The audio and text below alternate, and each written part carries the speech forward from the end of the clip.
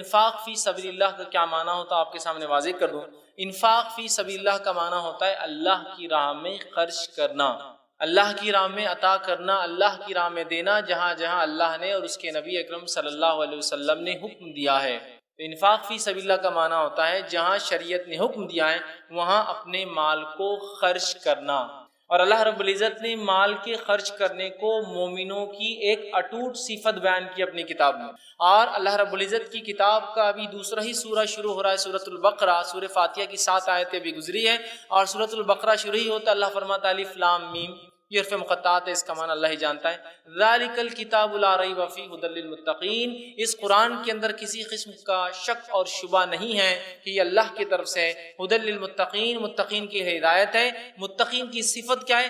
الذین یؤمنون بالغیب، ایمان لاتے ہیں غائب پر، وَيُقِيمُونَ الصَّلَاةَ، اور نماز قائم کرتے ہیں، وَمِمَّا رَزَقْنَاهُمْ يُنْفِقُونَ، اور اللہ نے جو دے رکھا ہے اس میں سے خرچ کرتے۔ تو گویا قرآن نے ان لوگوں کی صفت جو لوگ ہدایت یافتہ ہے، جو قرآن سے حقیقت میں ہدایت حاصل کرتے، ان کی جو صفت بیان کی، ایمان کے بعد نماز، اور نماز کے بعد کیا ہے؟ وَمِمَّا رَزَقْنَاهُمْ يُنْفِقُونَ، اللہ نے جو کچھ اپنی نعمتوں میں سے ان کے پاس دے رکھا ہے اس میں سے وہ خرچ کرتے ہیں۔ مال کا لفظ نہیں ہے، رزق کا لفظ۔ جو کچھ اللہ نے عطا کر رکھا ہے اس میں سے کیا کرتے ہیں؟ وہ خرچ کرتے۔ یہ مومنوں کی اٹوٹ صفت ہے، یہ قرآن پر ایمان لانے والوں کی، متقی لوگوں کی جو قرآن سے ہدایت حاصل کرتے ہیں ان کی صفت ہے۔ اللہ پر ایمان لانے کے بعد، نماز قائم کرنے کے بعد جو کام وہ کرتے ہیں معاملات میں سے، چونکہ یہ تو عقیدہ اور احکام ہو گیا، ایک ایمان لانا عقیدہ ہو گیا، نماز احکام ہو گیا، معاملات میں جو بات آ رہی ہے وہ رزق خرچ کرنے کی ہے کہ وہ جو اللہ نے دے رکھا ہے اس میں سے خرچ کرتے ہیں۔ اب خرچ کرنے کا معاملہ شریعت نے کیا حکم دیا، کس حد تک خرچ کرنے کی ہم کو جو حکم دی، ہمیں خرچ کرنے کی عادت ڈالنے کا جو حکم دیا گیا، بچوں کو خرچ کرنے، آپ صلی اللہ علیہ وسلم کی زندگی سے دیکھیے آپ خرچ کرتے تھے، صحابہ کے ہم واقعہ سنتے ہیں، لیکن معاملہ اس حد تک جا چکا ہے اللہ کی راہ میں خرچ کا۔ یہ بڑی افسوس کی بات ہے کہ ہم جس سماج اور جس سوسائٹی میں رہتے ہیں یہ سوسائٹی جمع کرنے والی ہے، خرچ کرنے والی نہیں، اس لیے کہ خرچ کرنے میں کیا مزہ آتا ہے یہ مزہ ہم سمجھ ہی نہیں سکتے ہیں۔ یہ تو ایسے ہی ہوگا کہ آپ نے کبھی کار نہیں چلائی اور میں آپ کو سکھا رہا ہوں، بیٹھو اور یوں آوازیں نکالو اور کار میں مزہ لے لو۔ اس لیے کہ ہم جس سماج میں رہتے ہیں یہاں لوٹ اور کھسوٹ کا بازار چالو ہے، یہاں سود خوری کا معاملہ ہے، اور جہاں جس سماج میں سود خوری ہوتی ہے وہاں خرچ کرنے کے بارے میں تو بھول ہی جائیے آپ۔ تو یہاں ہماری ہوڑ، ہماری دوڑ جمع کرنے میں ہے، صرف نکالنے میں ہے۔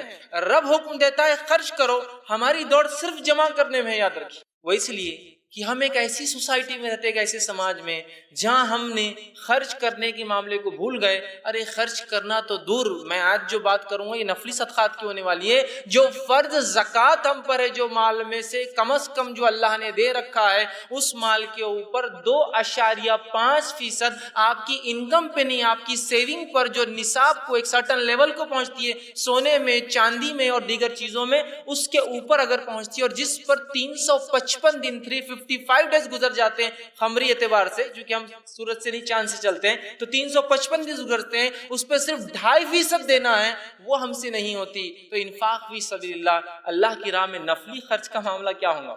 اس 2.5% کو کیسے ہیلے بہانے سے ٹرانسفر کرتے ہیں مجھے بتانے کی ضرورت نہیں، چونکہ زکوٰۃ 355 دن کے بعد ہے نا، ایک سال کے بعد ہے، تو ہوتا یوں ہے کہ تو فرض ہے، فرض عبادت ہے۔ 355 دن سے پہلے جو ہے شوہر اپنی ملکیت و جائیداد کے بارے میں بولتا بیگم یہ تمہاری ہوگی، اگلے سال 355 دن سے پہلے بیگم بولتی شوہر یہ آپ کا ہو گیا، 355 ڈیز ہوں گے، ایک سال گزرے گا تو دینا ہے نا زکوٰۃ، ہم سال گزرنے نہیں دیں گے، ٹرانسفر کرتے رہیں گے دوسرے کے نام۔ یہ دنیا میں ایسا ہم گھما سکتے حکومتوں کو، اداروں کو، اللہ رب العزت کو ایسے ہیلے نہیں دے سکتے ہم، یاد۔ تو جس سماج میں، جس اس میں سوسائٹی میں ہم رہتے ہیں وہ جمع کرنے والی سود خور قسم کی جو ایک سماج اور سوسائٹی ہماری بن چکی ہے، جہاں جمع کرنے کا لوگوں کو شوق ہے، خرچ کرنے کا کوئی مزاج نہیں ہے۔ رب ہمارا کتاب میں اپنی بار بار حکم دیتا ہے خرچ کرنے کا، اپنی کتاب کی ابتدا کرتا ہے، جو پہلا حکم دیا جا رہا ہے مومنوں کی صفت بیان کی جا رہی ہے، تیسری ہی صفت ہے کہ جو مال دیا ہے اس میں سے خرچ کرتے ہیں۔ صحابہ کی زندگی کا مطالعہ کرے تو صحابہ دینے میں خوشی محسوس کرتے تھے، لینے میں نہیں کرتے۔ صحابہ کے اگر سماج کو دیکھے، وہ سوسائٹی میں تھوڑی نظر ڈالے تو ان کا مزاج دینے کا تھا، وہ لینے میں خوش نہیں ہوتے تھے، اور ان کی دوڑ خرچ کرنے میں تھی، جمع کرنے میں نہیں تھی۔ ہماری دوڑ کیا ہے؟ بازو والے کتنے پلاٹ ہو گئے، ان کی 2 ہو گئے، آپ تو اس سے بڑی جاب پہ، ابا آپ کے 2 کیسے ہو گئے؟ بیٹا میں بھی کچھ کرتا ہوں، اوپر نیچے کی انکم نکالتا ہوں اور پورا میں 2 سے اب تیسرا پلاٹ کر لیں گے۔ ہم جمع کرنے کے اندر وہ کرتے، رش کرتے، میرے پاس یہ ہے، اور صحابہ کا معاملہ تھا خرچ کرنے میں رش کرتے تھے کہ دینا ہے۔ تو ہم ایک ایسے سماج میں رہتے ہیں جہاں جمع کرنا ہے، لینا ہے، جیسے بھی آتا ہے اس کو وہ کرنا ہے. تو ہماری ہوڑ دنیا کے لیے، ہماری ہوڑ جمع کرنے کے لیے. صحابہ کی ہوڑ دوڑ آخرت کے لیے تھی، صحابہ کی دوڑ خرچ کرنے والی تھی، دینے والی تھی، دینے والی تھی. یاد رکھیے، حالانکہ پاس کچھ نہیں تھا لیکن پھر بھی دینے والا مزاج ہے. اس حد تک غربت تھی کہ کھانے کو نہیں ہوتا تھا. اگر گھر میں 2 لوگ ہیں تو طے کیا جاتا تھا کوئی ایک کھا لے تو دوسرا بھوکا رہے. اگر بیوی اور شوہر اور بچے ہیں تو بچے کبھی کھاتے اور کبھی سے جو ہے میاں بیوی کھاتے. اس حد تک حالت تھی. اور ایسی حالت میں بھی اگر کوئی مہمان آتا تھا تو بچوں کو بھوکا رکھ کر، اپنے آپ کو بھوکا رکھ کر اس کو کھلانے کی سوچی جاتی تھی، اس لیے کہ وہ دینے والا سماج تھا، لینے کی نہیں سوچتا تھا. اور ہم لینے والا سماج ہے، دینے کی نہیں سوچتے ہیں. ہم جمع کرنے والے لوگ ہیں. خرچ کرنا ہمارے مزاج میں نہیں. خرچ کرنا یہ کتنی اہم عبادت ہے. یہ عبادت انسانوں میں کیا صفتیں پیدا کرتی ہے، اس عمل کی وجہ سے کیا خوبیاں ایک سماج میں آتی ہے، یہ ہم بھول چکے. یاد رکھیے، صحابہ کے اس سماج کو یاد کیجیے جس سماج میں ہر آدمی، جس سوسائٹی میں ہر آدمی دوسرے کو ترجیح دیتا ہے. اور حالات اس حد تک تھے صحابہ کے بعد بھی. ایک واقعہ آتا ہے کہ ایک شخص نے جو بغداد میں رہتا تھا اپنے بیٹے کو وصیت کی ایک نظر مانگی کہ جب تم مدینے جانا تو مدینے کے سب سے غریب مسلمان کو 10,000 درہم میری طرف سے صدقہ تحفہ دے دینا. وہ شخص جب حج کے لیے آیا، اس نے حج کیا تو پھر زیارت جو ہے مسجد نبوی کی زیارت کے لیے بھی آ گیا. جب وہاں آیا تو اس نے سوچا باپ کی وصیت کو پورا کر دیتے، والد کی وصیت کو ایکسیکیوٹ کر دیتے، اس کو عمل میں لا دیتے. وہ گیا اور پوچھا کہ مدینے میں سب سے غریب گھر کون سا ہے. کسی نے کہا کہ مدینے کا سب سے غریب آدمی یہاں رہتا ہے. وہ وہاں پہنچا، اس کے گھر پہ دستک دی. دستک دینے کے بعد کہا کہ میرے والد نے ایک نظر مانگی تھی کہ مدینے کے سب سے غریب انسان کو جب میرا کوئی سفر ہو مدینے کا، میں یہاں آؤں تو میں دے دوں، لہٰذا مجھے بتایا گیا تم سب سے غریب ہو، یہ لو 10,000 درہم. درہم جو ہوتا ہے وہ چاندی کا سکہ ہوتا ہے اور 4 گرام چاندی کا ایک سکہ ہوتا ہے. تو گویا وزن کے اعتبار سے بہت بڑی مقدار تھی، بہت بڑی قیمت ہے. آج کے اعتبار سے، اس زمانے کے اعتبار سے بہت بڑی قیمت تھی. یاد رکھیے کہ تو پیسے کی بہت زیادہ ویلیو تھی. تو 10,000. تو وہ شخص جس کے پاس یہ گئے اور اسے دیا، اس نے کہا میں اس کا مستحق نہیں ہوں، اس لیے کہ میرا پڑوسی میرے سے بھی زیادہ غریب ہے، تو مہربانی کیجیے اس کو دے دیجیے، چونکہ آپ کے والد کی وصیت سب سے غریب انسان کی.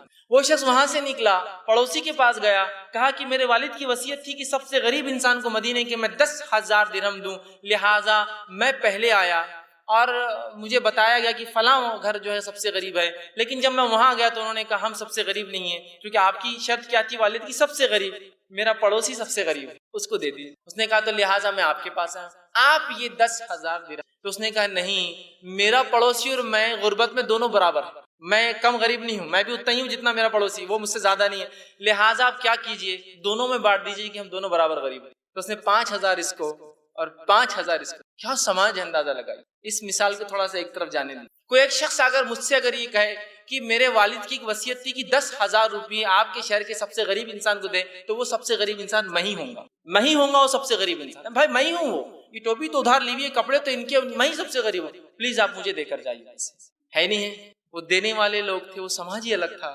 ہم لینے والے ہو چکے. تو اللہ پھر ہم کو لینے والا ہی بناتا ہے، لیتے رہو سے تم کو دینے کا مزاج بناتا ہے نہیں. تو اللہ کی راہ میں خرچ کرنا یہ اتنی اہم صفت ہے، اتنی اہم صفت ہے، اس کی کوئی انتہا نہیں یاد رکھی. لیکن اس معاملے میں اتنی کوتاہیاں نظر آتی ہے، اس لیے کہ دینا بولے تو کم ہوتے ہوئے نظر آتا ہے نا.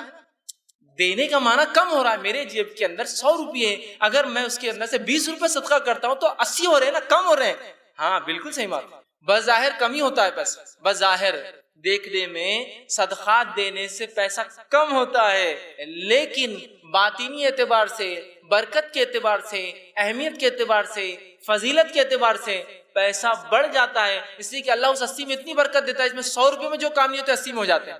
یہ بات بھی سمجھنا بہت زیادہ ضروری ہے، ورنہ ہم پیسے کی تعداد کو ہی ہم سب کچھ سمجھتے ہیں. یاد رکھیے، تعداد، زیادہ پیسہ مطلب سب سے اچھا، کم پیسہ نہیں، ویسے نہیں، تعداد نہیں ہے اصل، یہ برکت اس پیسے کی، اس پیسے کی برکت. تو یہ بہت اہم چیز ہے، ہم اللہ کی راہ میں خرچ کریں. آج میں چند باتیں اللہ کی راہ میں خرچ کرنے کی اہمیت کے تعلق سے، اس کے فائدوں کے تعلق سے، اس کے فضائل کے بعد انشاءاللہ عزیز کچھ ایسی مثالیں آپ کے سامنے رکھوں گا جو نبی اکرم صلی اللہ علیہ وسلم کی زندگی اور صحابہ کی زندگی سے ملتی. اس کے بعد ہم دیکھیں گے انشاءاللہ عزیز بعض وہ جگہ جہاں خرچ کرنا چاہیے، ان جگہوں کی نشاندہی بھی آپ کو کراؤں گی، یہاں خرچ کرنا چاہیے. اور اس کے بعد انشاءاللہ عزیز جو ہے وہ کام ہم دیکھیں گے جو ہمارے صدقوں کو ضائع کر دیتا ہے، ہمارے خرچ کو ضائع کر دیتا ہے، ہمارے مال کسی کو دینے کو، انفاق فی سبیل اللہ کو برباد کر دیتا ہے. اس کو ختم کرتا ہے. وہ عمل بھی انشاءاللہ جس آخر میں رکھوں گا، تاکہ ایسا نہ ہو کہ صدقہ دینے کی تو نیت کر لے لیکن وہ صدقہ ضائع ہو جائے، اس کا فائدہ نہ ہو. تو بہرحال یہ کچھ نکات، 6 نکات کم بیش میں آپ کے سامنے آج رکھنے کی کوشش کروں گا. اب مال خرچ کرنے کی کیا فضیلت ہے،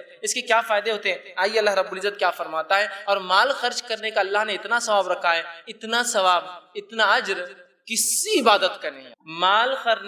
مال خرچ کرنے کا جو اجر اور ثواب ہے، یہ اجر اور ثواب کسی اور عبادت کا نہیں، یاد رکھ لیجئے. آئیے اللہ رب العزت کیا فرماتا ہے.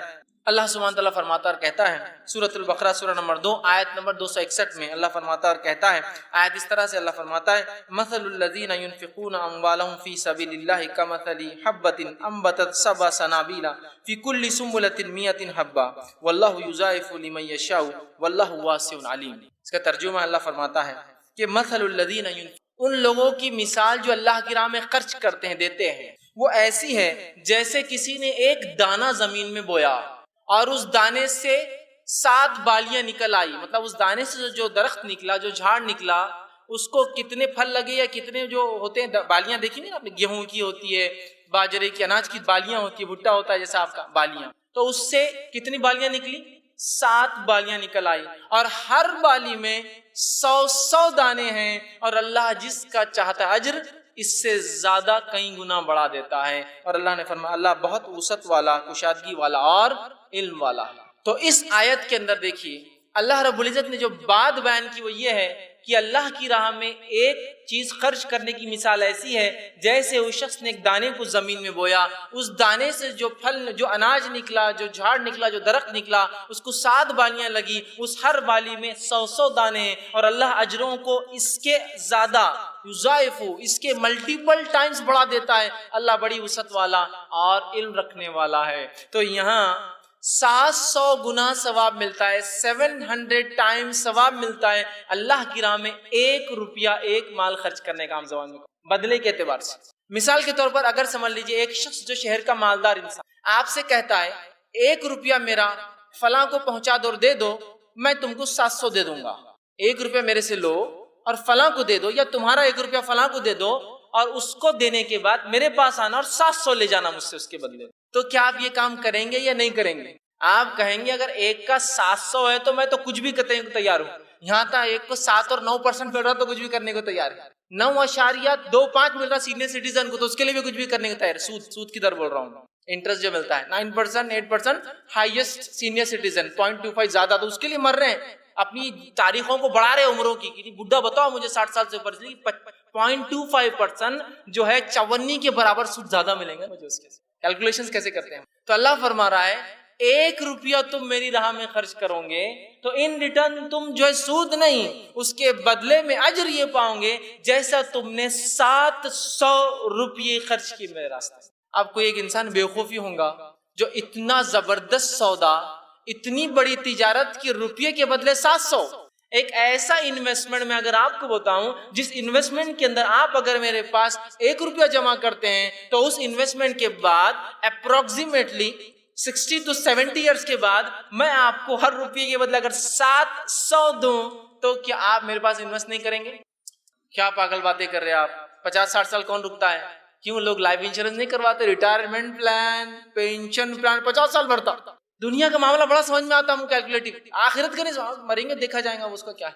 دنیا سمجھ میں آ رہی نا، 40 سال ابھی نوکری کی باقی ہے، 40 سال کا ریٹائرمنٹ ہے. بھائی کون نے دیکھا کیا ہے؟ بھرتے رہو 200 روپیے، یہ انشورنس میں جاتے رہیں گے، اس کے بعد میرے کو 50 لاکھ، 1 کروڑ، پتہ نہیں 2 کروڑ، 10 کروڑ، 50 کروڑ اور پتہ نہیں کتنے دے رہے ہو. یہ ہم کو سب حساب سمجھ میں آتے ہیں. تو میں بھی وہ کر رہا ہوں، انویسٹمنٹ کی بات کر رہا ہوں. 1 روپیہ انویسٹ کیجئے، 50 سے 60 سال بعد اللہ نے عمر اور زیادہ دی تو 80 سال بعد جب مر جائیں گے تو مرنے کے بعد ان ریٹرن 700% جو اس سے زیادہ آپ کو ملنے والا ہے.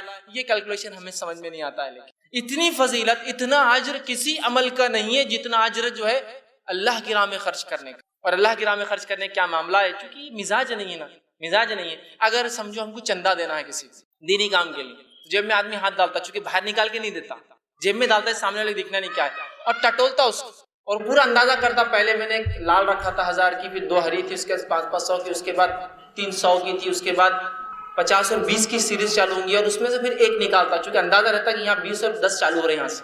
پھر اس نے جیسے ہی نکالا، ارے 20 کی آگے واپس اس لیے کہ اس کی نیت تھی 10 دینے کی، 20 آ گیا نا، غلط آ گیا، تو پھر اس میں سے نکالتا ہے وہ 10 کی نوٹ، اس میں بھی اگر پھٹی بھی ہو تو زیادہ اچھا ہے، چل نہیں رہی ہوتی اس وہ ڈال دینا ڈراپ باکس میں اللہ کے نام۔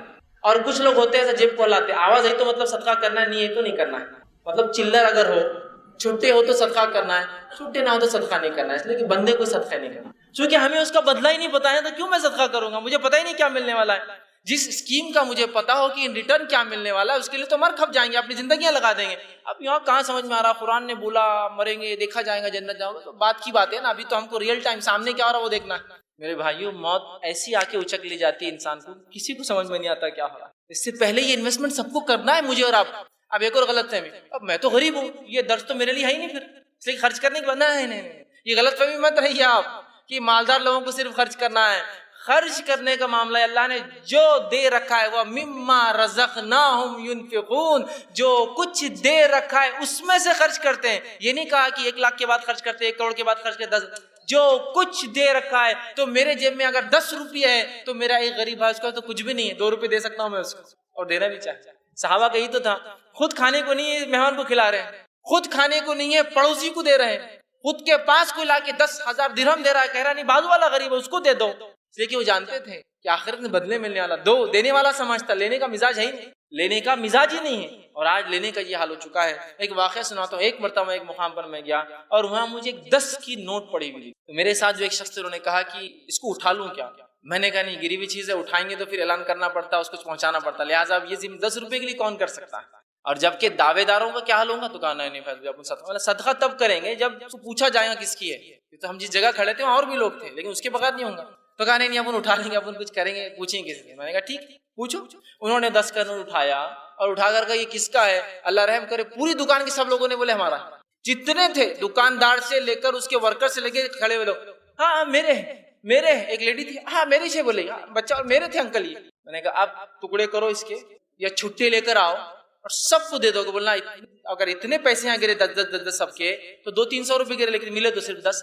میں نے کہا میں اسی لیے کہہ رہا تھا مت اٹھاؤ، اس لیے کہ ہماری بد اخلاقیاں نظر آئیں گی، سماج کی بد اخلاقیاں نظر آئیں گی، قومی بد اخلاقی نظر آئیں گی، مت کرو۔ ایک عالم دین نے جمعۃ الوداع، رمضان میں جو کہا جاتا ہے جمعۃ الوداع، ایسی کوئی اصطلاح نہیں لیکن لوگ کہتے ہیں آخری جمعہ جو ہوتا ہے رمضان، جمعۃ الوداع میں ایک اعلان کیا کہ میں نماز کے لیے جب مسجد میں آیا تو مجھے ایک 500 کا نوٹ ملا۔ کتنے کا ملا؟ 500 کا۔ انہوں نے وہ صحیح کیا غلط کیا وہ ایک الگ چیز ہے، میں اس کو تائید نہیں کر رہا ہوں، میں صرف واقعہ سنا رہا ہوں۔ مجھے ایک 500 کا نوٹ ملا، کس کا ہے اگر ہاتھ اٹھا دے تو میں دے دوں گا۔ اللہ رحم کرے 2 سے 3 ہزار لوگوں نے ہاتھ اٹھا، 10-12 ہزار کی مسجد، 2 سے 3 ہزار لوگ۔ انہوں نے کہا اللہ کا خوف کھائیے میرے بھائیوں، اتنے لوگوں کے پیسے کیسے گر سکتے ہیں؟ اگر 2000 کو 500 سے ضرب کرے، اگر اتنی نوٹیں یہاں گری تو لاکھوں روپیہ گرا، اس کا مطلب اس مسجد میں۔ اللہ سے ڈریے۔ تو 500 سے 1000 کے قریب ہاتھ کم ہوئے 10 منٹ کی وہ جو ہے کرنے کے بعد واعظ و نصیحت، اس کے بعد پھر واعظ و نصیحت کی، پھر واعظ و نصیحت کی آخر تک، لیکن 500 ہاتھ نیچے نہیں ہوئی تک، نے کہا بھائی 500۔ اس کے بعد انہوں نے کہا یہ نوٹ میرا ہی تھا، میں نے صرف یہ بتانے کے لیے اعلان کیا تھا کہ ہم کتنے بد اخلاق ہو چکے ہیں اور پیسوں کے معاملے میں کتنے لالچی، یہ میرا ہی نوٹ تھا، واپس۔ یہ حالت ہے مال کے معاملے میں۔ اللہ کہہ رہا دو بدلہ پاؤں گے، 1 گنا نہیں، 2 گنا نہیں، 10 گنا نہیں، اس قیمت کے فیصد میں نہیں کہ اتنا ملے گا، تمہیں اس کے ملٹیپل ٹائم 700 درجے خرچ کر دو میں یہ رہا اس کی مثال ہے۔ تو اللہ کے راہ میں خرچ کرنے کو اپنا ایک مزاج بنا لے، عادت بنا لے اس کو، جیسا مسجد میں پیسہ نکالنے کو، مدرسے کے لیے پیسہ دینے کو، دینی درسگاہوں میں پیسہ دینے کو، دینی شخصیات کو پیسہ دینے کو سب سے چھوٹی نوٹ تلاش کرتے نا، انہی لوگوں کا حال یہ ہے کہ جب دوستوں کے ساتھ ہوٹل میں جائیں گے تو وہاں فکر لگی رہتی ہے کہ صرف 2000 روپے لایا، دوستوں میں ہے تو کچھ تو اپنی اسٹیٹس اور ویلیو ہے نا، 2000 سے کیا ہونے والا ہے اس سے، سمجھ رہے؟ تو اللہ کی راہ میں اگر 1000 روپے کبھی کوئی دے دے تو اللہ رحم کرے، کوئی اگر کوفت اور ملامت بھی کرتا آدمی کیوں دے دیا، کہ وہ جوش میں آ گیا تھا، جب اب آئندہ بہت سنبھل کے دوں گا، کبھی بھی 1000 کی نوٹ مسجد میں نہیں لے جاؤں گا، مولوی صاحب نے جب بھی خرچ کی بات کرے سنوں گا بھی نہیں اس بات کو، اور اگر جوش میں آئے تو پڑوسی کو بولوں گا میرے والیٹ پہ پوری نظر رکھنا اور 1000 کی نوٹ کبھی نہیں نکالنے دینا، یہ کریں گے ہم اس معاملے میں۔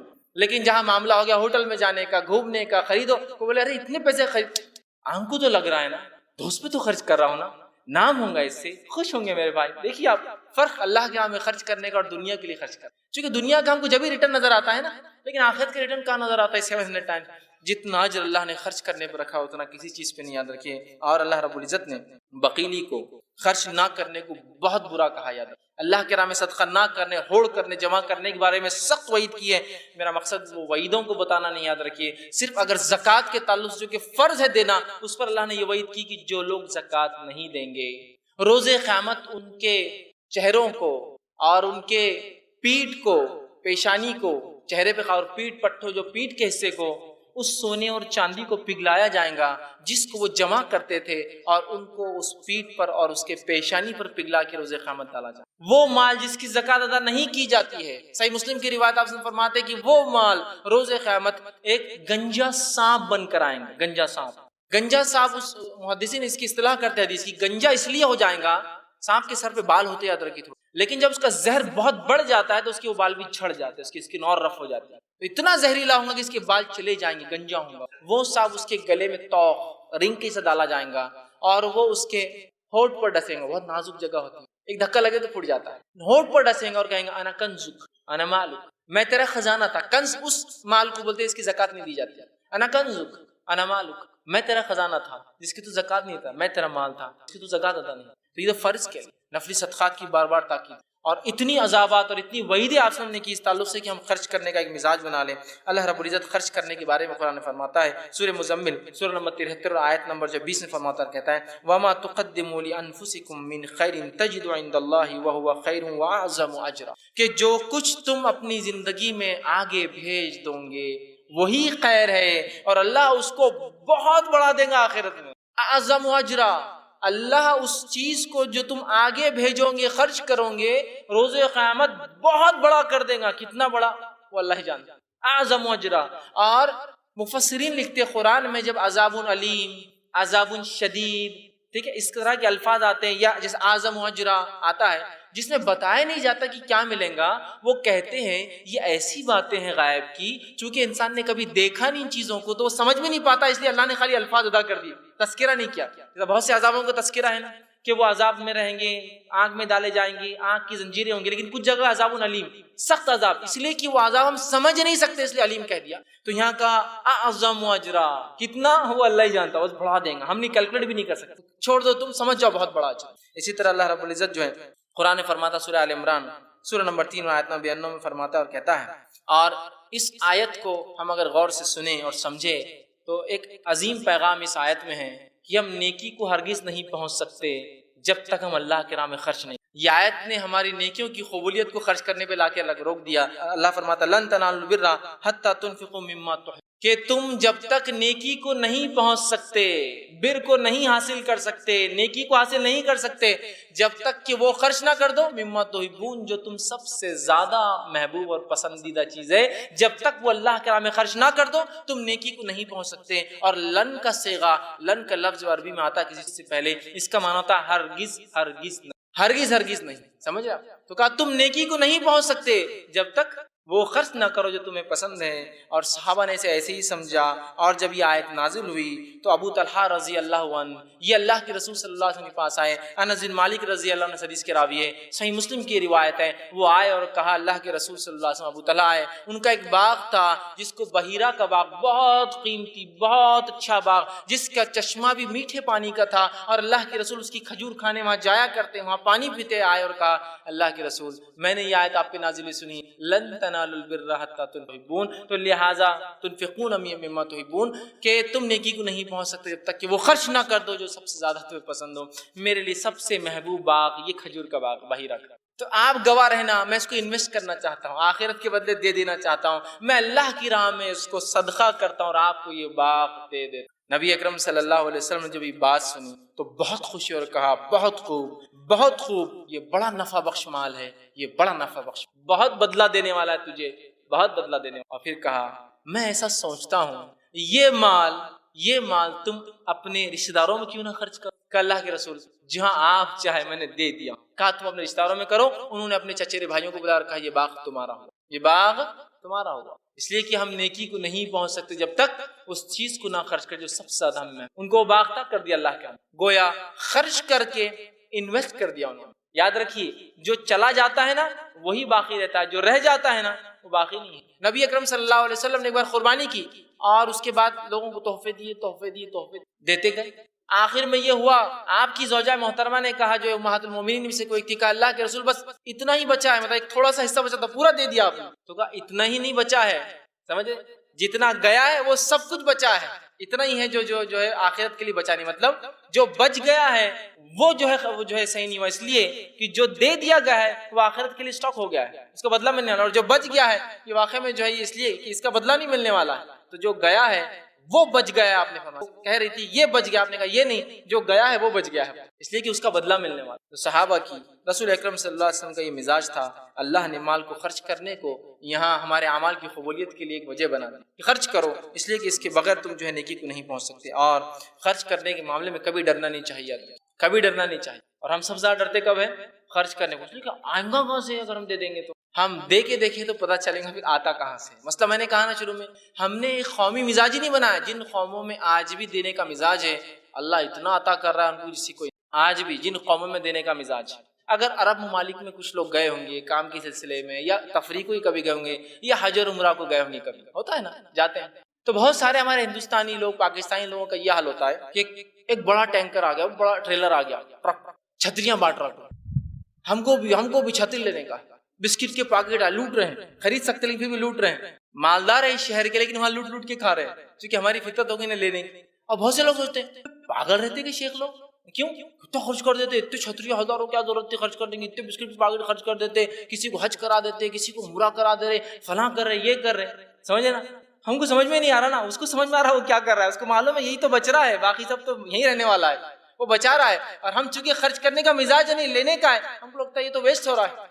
اگلے سال پھر آ گیا خرچ کرنے، ارے یار تم نے تو پچھلے سال دیے تو تمہارا مال کم ہونا تھا نا، وہ کہیں گا کم کیا بھائی، مال تو آ ہی رہا ہے، بس خرچ کر رہا ہوں اور وہ آتا ہے، اور میں خرچ کرتا ہوں اور وہ آتا ہے، دینے کا مزاج نہیں تو پتہ کیسے چلے گا ہوتا کیا ہے، ہم کو تو لگ رہا کم ہو رہا ہے، یاد رکھیے کبھی کم نہیں ہوتا ہے سوائے بڑھنے کے مال خرچ کر، اس لیے میں نے کہا مال بغیر ڈرے خرچ کی، اللہ کی راہ میں ہم بغیر ڈرے اپنی نفس کے لیے خرچ کرتے صرف، اور وہاں خرچ کرتے جہاں ہم کو دکھاوا، ہماری شان ہوتی ہے، کیسی شان ہوتی ہے ہماری کہ لوگ نام لے، کیا شادی کی، کتنے کنٹل کھانا بنا، کتنے ہزاروں لوگ آئے، ان تمام چیزوں میں صرف ہمارا دھیان ہوتا ہے، اس کے علاوہ نہیں۔ اس بات کو بہت سختی سے اور بہت ہم کو ایک سیریسنس کے ساتھ سمجھنے کی ضرورت ہے کہ ہمیں جو اللہ کی راہ میں مال خرچ کرنے کا اپنا مزاج بنانا ہے، دیکھیے تو دیکھیے انشاءاللہ کبھی مال کم نہیں ہوگا، اس لیے کہ اللہ رب العزت سورہ سبا سورہ نمبر 34 آیت نمبر 39 میں 39 میں فرماتا کہتا ہے وَمَا أَنفَقْتُم مِّن شَيْءٍ فَهُوَ يُخْلِفُهُ وَهُوَ خَيْرُ الرَّازِقِينَ، اگر تم میری راہ میں خرچ کرو گے تو میں ضرور تمہیں پلٹا کر اس کو دوں گا۔ اللہ کون کہہ رہا ہے؟ اللہ کہہ رہا ہے وَهُوَ يُخْلِفُهُ، میں اس کو، مخالف بولتے ہیں نا، الٹی سمت کو بولتے ہیں مخالف، میں اس کو پلٹاؤں گا تمہارے طرف اس مال کو۔ اللہ کیا فرما رہا ہے وَمَا أَنفَقْتُم مِّن شَيْءٍ، جو بھی تم اللہ کے راہ میں خرچ کرتے ہو فَهُوَ يُخْلِفُهُ، میں ضرور اس کو پلٹا کر دوں گا تم کو، وَهُوَ خَيْرُ الرَّازِقِينَ، اور اللہ تو سب سے خیر رزق دینے والا۔ ہم جو خرچ کریں گے وہ پلٹ کر آنے والا ہے، یاد رکھیے، جانے والا نہیں ہے، اس لیے میں نے کہا بغیر ڈرے خرچ کیجئے، اللہ آپ کو پلٹا کر دینے والا ہے اس کا بدلہ۔ یخلفہ، وہ مخالف سے الٹا پلٹا کر دیں گا آپ کو، آپ نے خرچ کیا آپ کو مال ملا، آخرت میں 700 تو باقی ہے ہی، اس کو تو چھوڑ ہی دیجئے، ان ریٹرن دنیا میں بھی وہ مال واپس ملے گا اس سے بہترین انداز سے، اولاد کی صحیح ہونے کے اس شکل میں، مال کی برکت کی شکل میں، کم زندگی میں زیادہ کام کی شکل میں، اور زندگی میں ایسے کارنامے انجام دینے کی شکل میں کہ مرنے کے بعد اس کا اجر ملتا رہے۔ یخلفو، اللہ پلٹائیں گا، بدلہ دینا ہی اللہ۔ تو اس لیے میں نے کہا مال بے جھجک ہو کر خرچ کیجیے اللہ کی راہ میں، مال اللہ کی راہ میں خرچ کرنے والا کبھی غریب نہیں ہو سکتا۔ نبی اکرم صلی اللہ علیہ وسلم نے اس چیز کو بہت خوب اپنی حدیثوں کے اندر بتایا اور بار بار بیان کیا۔ آپ صلی اللہ فرماتے مال خرچ کرنے کے بارے میں، دو فرشتے، صحیح بخاری کی روایت ہے، دو فرشتے ہیں جو روز اترتے ہیں اور اللہ رب العزت سے دعا کرتے ہیں، ایک کہتے ہیں اللہ خرچ کرنے والے کے مال کو بڑھا دے، اور دوسرا کہتے ہیں اللہ جو خرچ نہیں کرتا، بخیلی کرتا ہے، تیرے راہ میں روکتا ہے، اس کے مال کو برباد کر دے اور تباہ کر۔ روز دو فرشتے اترتے دنیا میں اور دعا کرتے ہیں، اور اللہ فرشتوں کی دعاؤں کو رد نہیں کرتا یار۔ تو دعا کرتے ہیں کہ اے اللہ دینے والے کے مال کو بڑھا، اور دوسرا کہتا ہے اللہ خرچ نہ کرنے والے کے مال کو تباہ اور برباد۔ تو گویا جو مال خرچ نہیں کرتا وہ روز ایک فرشتے کی بد دعا کا مستحق بھی، اور مال خرچ کرنے دیں، مال یاد رکھیے کبھی کم نہیں ہوتا، یاد رکھیے، اور مال صرف جو ہے بڑھتا ہی رہتا ہے۔ نبی اکرم صلی اللہ علیہ وسلم نے ایک حدیث میں فرمایا جو صحیح مسلم کی آپ نے فرمایا، کہا دو لوگوں کے سوا کسی اور پر رشک مت کرنا۔ رشک سمجھتے نا، کاش میں ایسا ہوتا، سمجھ رہا؟ دو لوگوں کے سوا کسی اور کے جیسا ہونے کے جیسا رشک نہ کرنا، کسی کے جیسا ہونے کی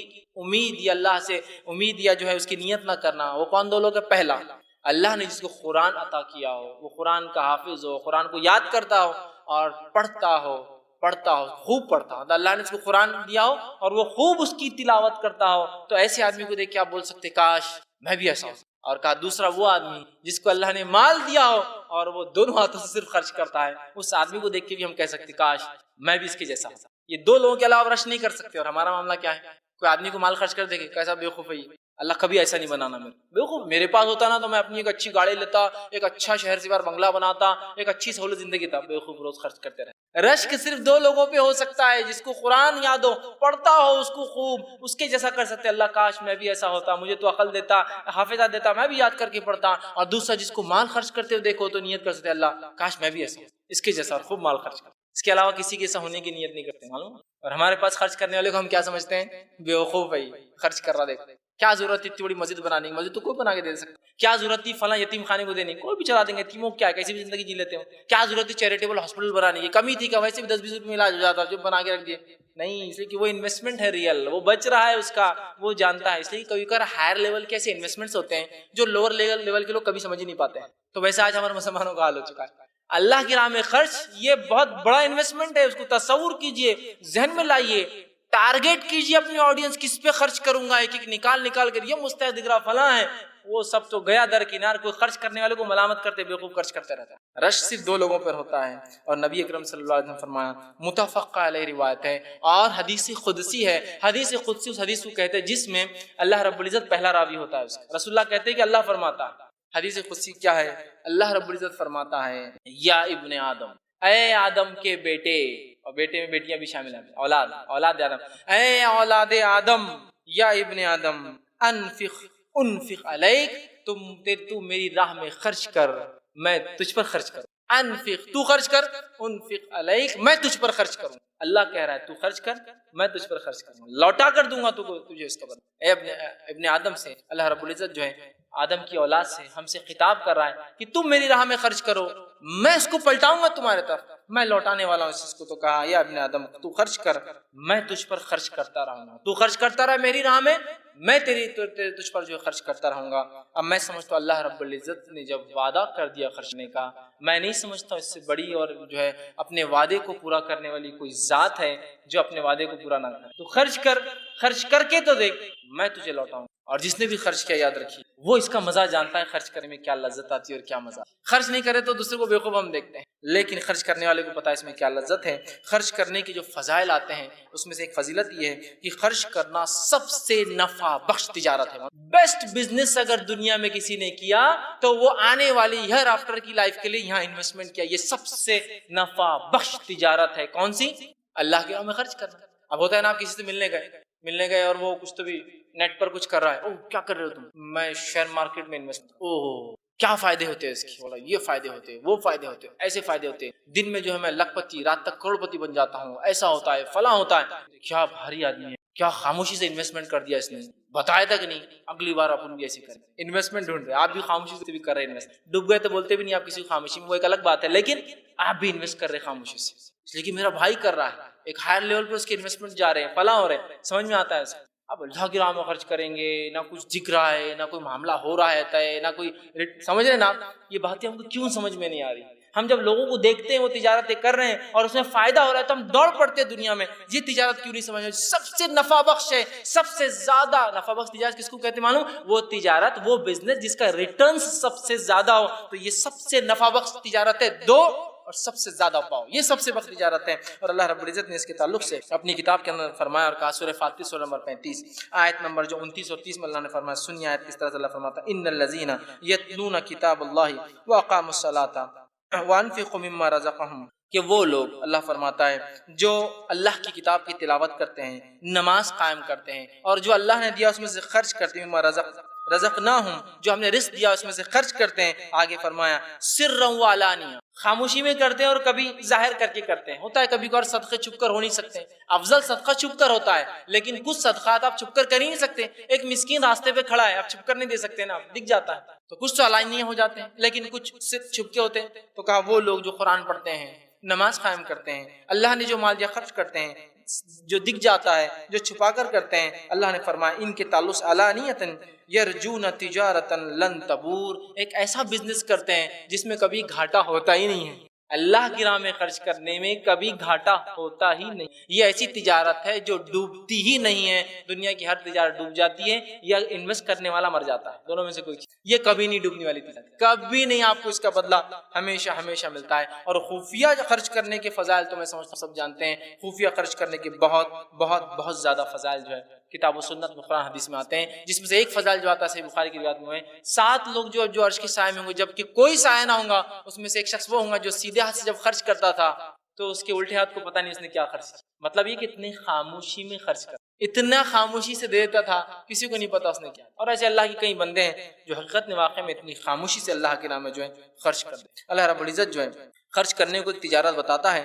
اور وہ تجارت کے تعلق سے اللہ رب العزت نے بہت ساری باتیں فرمائی۔ خرچ کرنے کا ایک فائدہ جو آتا ہے وہ یہ کہ جو انسان اللہ کے راہ میں خرچ کرتا ہے اس کے اللہ گناہ بھی معاف کرتا ہے۔ اور اللہ رب العزت نے خرچ پہ دیکھی کیسا ابھارا، قرآن کی آیت اس طرح سے سورہ تغابن سورہ نمبر 64 آیت نمبر 17 میں اللہ نے فرمایا اور کہا ان تقرض اللہ قرضا حسنا یضاعفہ لکم ویغفر لکم واللہ شکور حلیم۔ اللہ فرماتا ہے اور کہتا ہے ان تقرض اللہ قرضا حسنا، کون ہے جو اللہ کو قرض حسنا دے؟ حالانکہ تمام چیزوں کا مالک جو کچھ دنیا میں کائنات میں اللہ خود ہے، لیکن اللہ رب العزت پھر کہہ رہا ہے کون ہے جو تم میں سے مجھے قرض حسنا، حالانکہ یہ مال اللہ کا دیا ہوا ہے لیکن اللہ ہم سے کہہ رہا ہے مجھے قرض دو۔ تو مالک کو دنیا میں اپنے آپ کو سمجھتے ہو، ٹھیک مجھے قرض دو اس کے بدلے میں، اور اس قرض کو میں کیا کروں گا تمہارے لیے یضاعف، بہت بڑا دوں گا آخرت میں، اور کیا کام کروں گا اس کے بدلے، وَيَغْفِرْ لَكُمْ، تمہارے گناہوں کو اس خرچ کے بدلے میں۔ تو مال خرچ کرنے سے مال بڑھتا ہے،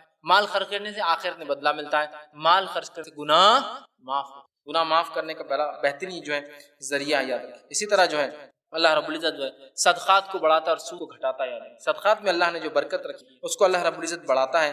ابو ہریرہ رضی اللہ عنہ فرماتے ہیں جو کہ صحیح مسلم کی روایت آپ نے فرمایا کہا، حدیث کا الفاظ اس طرح سے جو شخص اپنے حلال کمائی میں سے ایک کھجور خرچ کرتا ہے، صدقات کا بدلہ کیسے ملتا ہے؟ جو شخص اپنی حلال کمائی میں سے کھجور خرچ کرتا ہے، اور اللہ صرف آپ فرماتے ہیں حلال کمائی ہوئی چیز کو ہی قبول کرتا ہے۔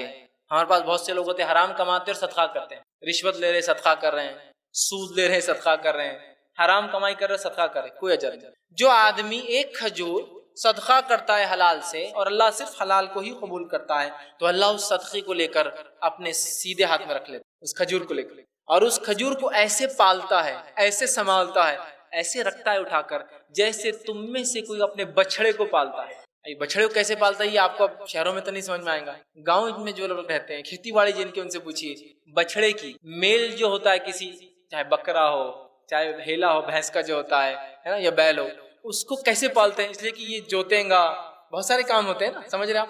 تو تم میں سے کوئی جیسے بچڑے کو پالتا ہے نا، بل کو مطلب میل کو جیسا پالتا ہے نا جانوروں میں سے، چاہے بکرا ہو چاہے بیل ہو چاہے اونٹ کا ہو، پالتا ہے، ویسے اللہ اس کو پالتا ہے، اس کو بڑا کرتا ہے، اور فرماتا ہے اس کو اتنا بڑا کرتا ہے سنبھال کے کہ روز قیامت وہ ایک کھجور ایک بڑے پہاڑ سے بھی زیادہ بڑا ہو جاتا ہے۔ کیسا انویسٹمنٹ ہے؟ ایک کھجور دیا، صدقہ کیا، انویسٹمنٹ کو انویسٹر نے آپ سے لے لیا، اتنا زبردست سنبھالا، باقی دنیا کے انویسٹر آپ کو ڈبا دیتے ہیں انویسٹمنٹ مال، یاد رکھیے آپ ان کو آپ دھکا بھی نہیں لگا سکتے بڑی کمپنی میں، لیکن اللہ اس کو لیتا ہے، انویسٹ کرتا ہے، سنبھالتا ہے، اور ایسے سنبھالتا ہے سب کو اپنے بچڑے کو سنبھالتا ہے، اور روز قیامت اس کو اتنا بڑا اجر ملتا ہے، پرورش دیتا ہے کہ ایک پہاڑ کے مانند ایک کھجور کے لیے امیر ہونا ضروری نہیں ہوتا ہے نا، حدیث الفاظ یہ کھجور، اس لیے میں نے کہا مال خرچ کرنے کے لیے امیر ہونا نہیں پڑتا ہے، مال خرچ کرنے کے لیے خرچ کرنے والا دل لگتا ہے، پیسے نہیں لگتے، اس لیے کہ ایک کروڑ پتی انسان ہے، اللہ نے سب کچھ دے رکھا ہے، پھر بھی بازو والا کچھ جیب میں سے نکال نظر رہتی ہے، اس نے کہاں سے لائے پیسے؟ دل سے غریب ہے نا بیچارہ، پیسہ بہت اللہ نے دے دیا، الگ مسئلہ ہے اس کا، دل سے غریب ہے، خود کی اللہ نے کار دی ہے، بازو والے نے اس سے بڑی لا لی، تو اس کے پاس تو میرے سے زیادہ بڑی کیا ہے، اللہ نے دے رکھا ہے، دل سے غریب ہے نا بیچارہ۔ غنی غنا دل سے ہوتی، یاد رکھیے، مال سے نہیں ہوتا آدمی غنی، دل سے غنی ہو جائے۔ دیکھیے پھر ہر غریب آدمی مالدار سے زیادہ خرچ کرتا ہے، مالدار سے زیادہ خرچ کرتا ہے، یاد رکھیے غریب آدمی، اس لیے کہ اگر ایک انسان نے دن میں 100 روپے کمائے، اپنے ایک مسکین بھائی کو راستے بیٹھا دیکھا، کہا کہ یار 20 روپے کا مستحق دینا ہی پڑے گا اس کو کھانے کے لیے، نکال کے دے دیے، اپنی انکم کا 20% اس نے صدقہ کیا، اللہ فیصد کے اعتبار سے دیتا ہے، کوانٹٹی کے اعتبار سے نہیں، کوالٹی کے اعتبار سے، اور ایک مالدار نے اگر 1,00,000 روپے روز کمایا تو 20,000 روپے خرچ کر سکتا ہے، ایسی ممکن نہیں ہوتا. سمجھ رہے ہیں بات؟ ایک غریب اپنی غربت میں ایک مالدار سے آگے بڑھ سکتا ہے، اس لیے کہ اللہ فیصد کے اعتبار سے اجر دے. ٹھیک ہے، تو بہرحال خرچ کرنے والا ایک جو ہم مزاج بنائیں تو اللہ جو ہے اس صدقے کو پالتا ہے، اس صدقے کو جو ہے بڑا کرتا ہے. اسی طرح جو ہے نبی اکرم صلی اللہ علیہ وسلم فرماتے اور کہتے ہیں، صحیح مسلم کی روایت ہے، حدیث کے الفاظ دیکھیے یہ ہے، اللہ کے رسول فرماتے ہیں صدقہ مال میں کمی نہیں کرتا. جب ہم اللہ کے لیے خرچ کرتے ہیں اس سے مال کم نہیں ہوتا ہے. دوسری روایت میں جو ہے کہ جو ہے سلسلہ احادیث صحیحہ کی روایت ہے، اللہ کے رسول نے بلال سے فرمایا اور کہا بلال رضی اللہ عنہ کو کہ بلال تم خرچ کرو اور عرش والے کی طرف سے کمی کا خوف مت کرو. اے بلال تم خرچ کرو اور عرش والے کی طرف سے کمی کا خوف مت کرو کہ اللہ تمہیں خرچ کرنے کی وجہ سے کبھی تمہارے مال میں کسی قسم کی کبھی کمی کرے گا. تو یہ حدیث بالکل واضح ہے، خرچ کرنے سے مال کم نہیں ہوتا، یاد رکھیے. اسی طرح خرچ کرنے کے جو فضائل آتے ہیں اس فضائل میں سے ایک فضیلت یہ ہے کہ خرچ جو انسان کرتا ہے وہ روز قیامت انسان پر سایہ بننے میں. سایہ جس روز کوئی سایہ نہ ہوگا روز قیامت، جب کہ آپ سے فرماتے ہیں کچھ لوگ سورج 1 میل کے فاصلے پر ہوں گا، کچھ لوگ شدت گرمی سے پسینے میں ٹخنوں تک، کچھ لوگ گھٹنوں تک، کچھ لوگ اپنی کوپ تک، کمر تک، کچھ لوگ اپنے چہروں تک، ناک تک ڈوبے ہوں گے پسینے. اس روز جب کہ کوئی سایہ نہ ہوگا، جو صدقہ ہم نے کیا نا دنیا میں وہ صدقہ سایہ بن کے آ جائیں گا. حدیث کے الفاظ اس طرح سے آپ سے فرماتے ہیں، صحیح جو ہے یہ جو ہے سلسلہ احادیث صحیحہ کی روایت ہے، جو ہے اس میں آپ فرماتے اور کہتے ہیں ہر شخص اپنے صدقے کے سائے تلے ہوں گا یہاں تک کہ فیصلے نہ ہو جائے. ہر شخص روز قیامت اپنے صدقوں کے سائے تلے ہوں گا، جب تک کہ اللہ لوگوں کے فیصلے نہیں کر دیتا تب تک لوگ اپنے صدقات کے سائے میں رہیں گے. میں سمجھتا ہوں اس سے بڑی کوئی چیز نہیں کہ اس روز کسی کو سایہ مل جائے صرف ایک صدقے کی وجہ سے دنیا میں خرچ کرنے سے، جس سے نہ مال میں کمی ہوتی ہے بلکہ بڑھوتری. اسی طرح جب انسان صدقہ کرتا ہے اللہ اس کی تجارت کو، اس کے رزق کو بڑھا دیتا ہے. معلوم آپ آئیے صحیح مسلم کی ایک روایت سنیں. ایک شخص جو ہے راستے سے جا رہا تھا ایک صحرا میں، صحرا سمجھ ریگستان، اس نے بادل سے ایک آواز سنی، یہ صحیح روایت ہے مسلم. کہ بادلوں فلاں کی کھیت پہ برس جاؤ. اس نے تعجب کیا، بادل سے آواز.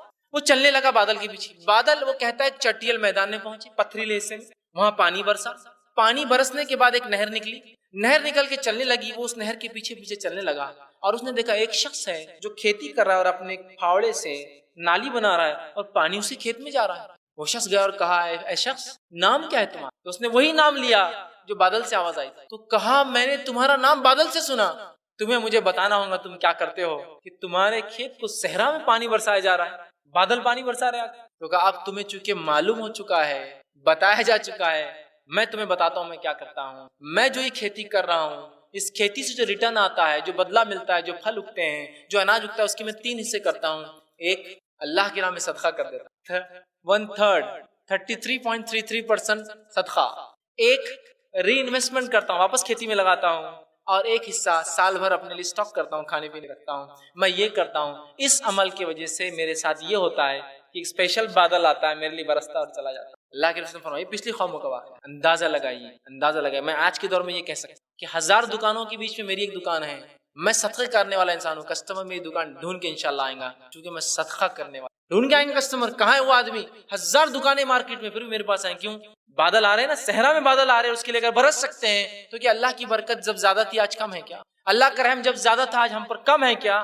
نہیں. اللہ اتنی رحمت آج بھی ہم پر کر سکتا ہے، بشرط ہم ایسے اعمال تو کرنا چاہیے. بارش برس رہی ہے اس کے لیے، اس کے رزق کا سامان دیا جا رہا ہے. میں عام زبان میں کہہ رہا ہوں آپ کو کہ کسٹمر بیس اللہ مجھے ایسا دیں گا کہ مجھے نہ دیکھ کر بھی میرا بزنس چل رہا ہوتا ہے نا. کچھ لوگوں کی تجارت میں لوگ تعجب کرتے ہیں کہاں بیٹھا ہوا ہے تو تیرے پاس کسٹمر آتے ہیں، اور ہم نے بڑے شو روم کھول لیا، آدمی داخل بھی نہیں ہوتا ہمارے پاس. اس کا ایک اجر، اس کے ایک اعمال ہے پیچھے جس کی وجہ سے اس کے کسٹمر اللہ بھیج رہا ہے، اس کے بعد بارش دے رہا ہے. یہ فائدے ہیں اس کی خرچ کی.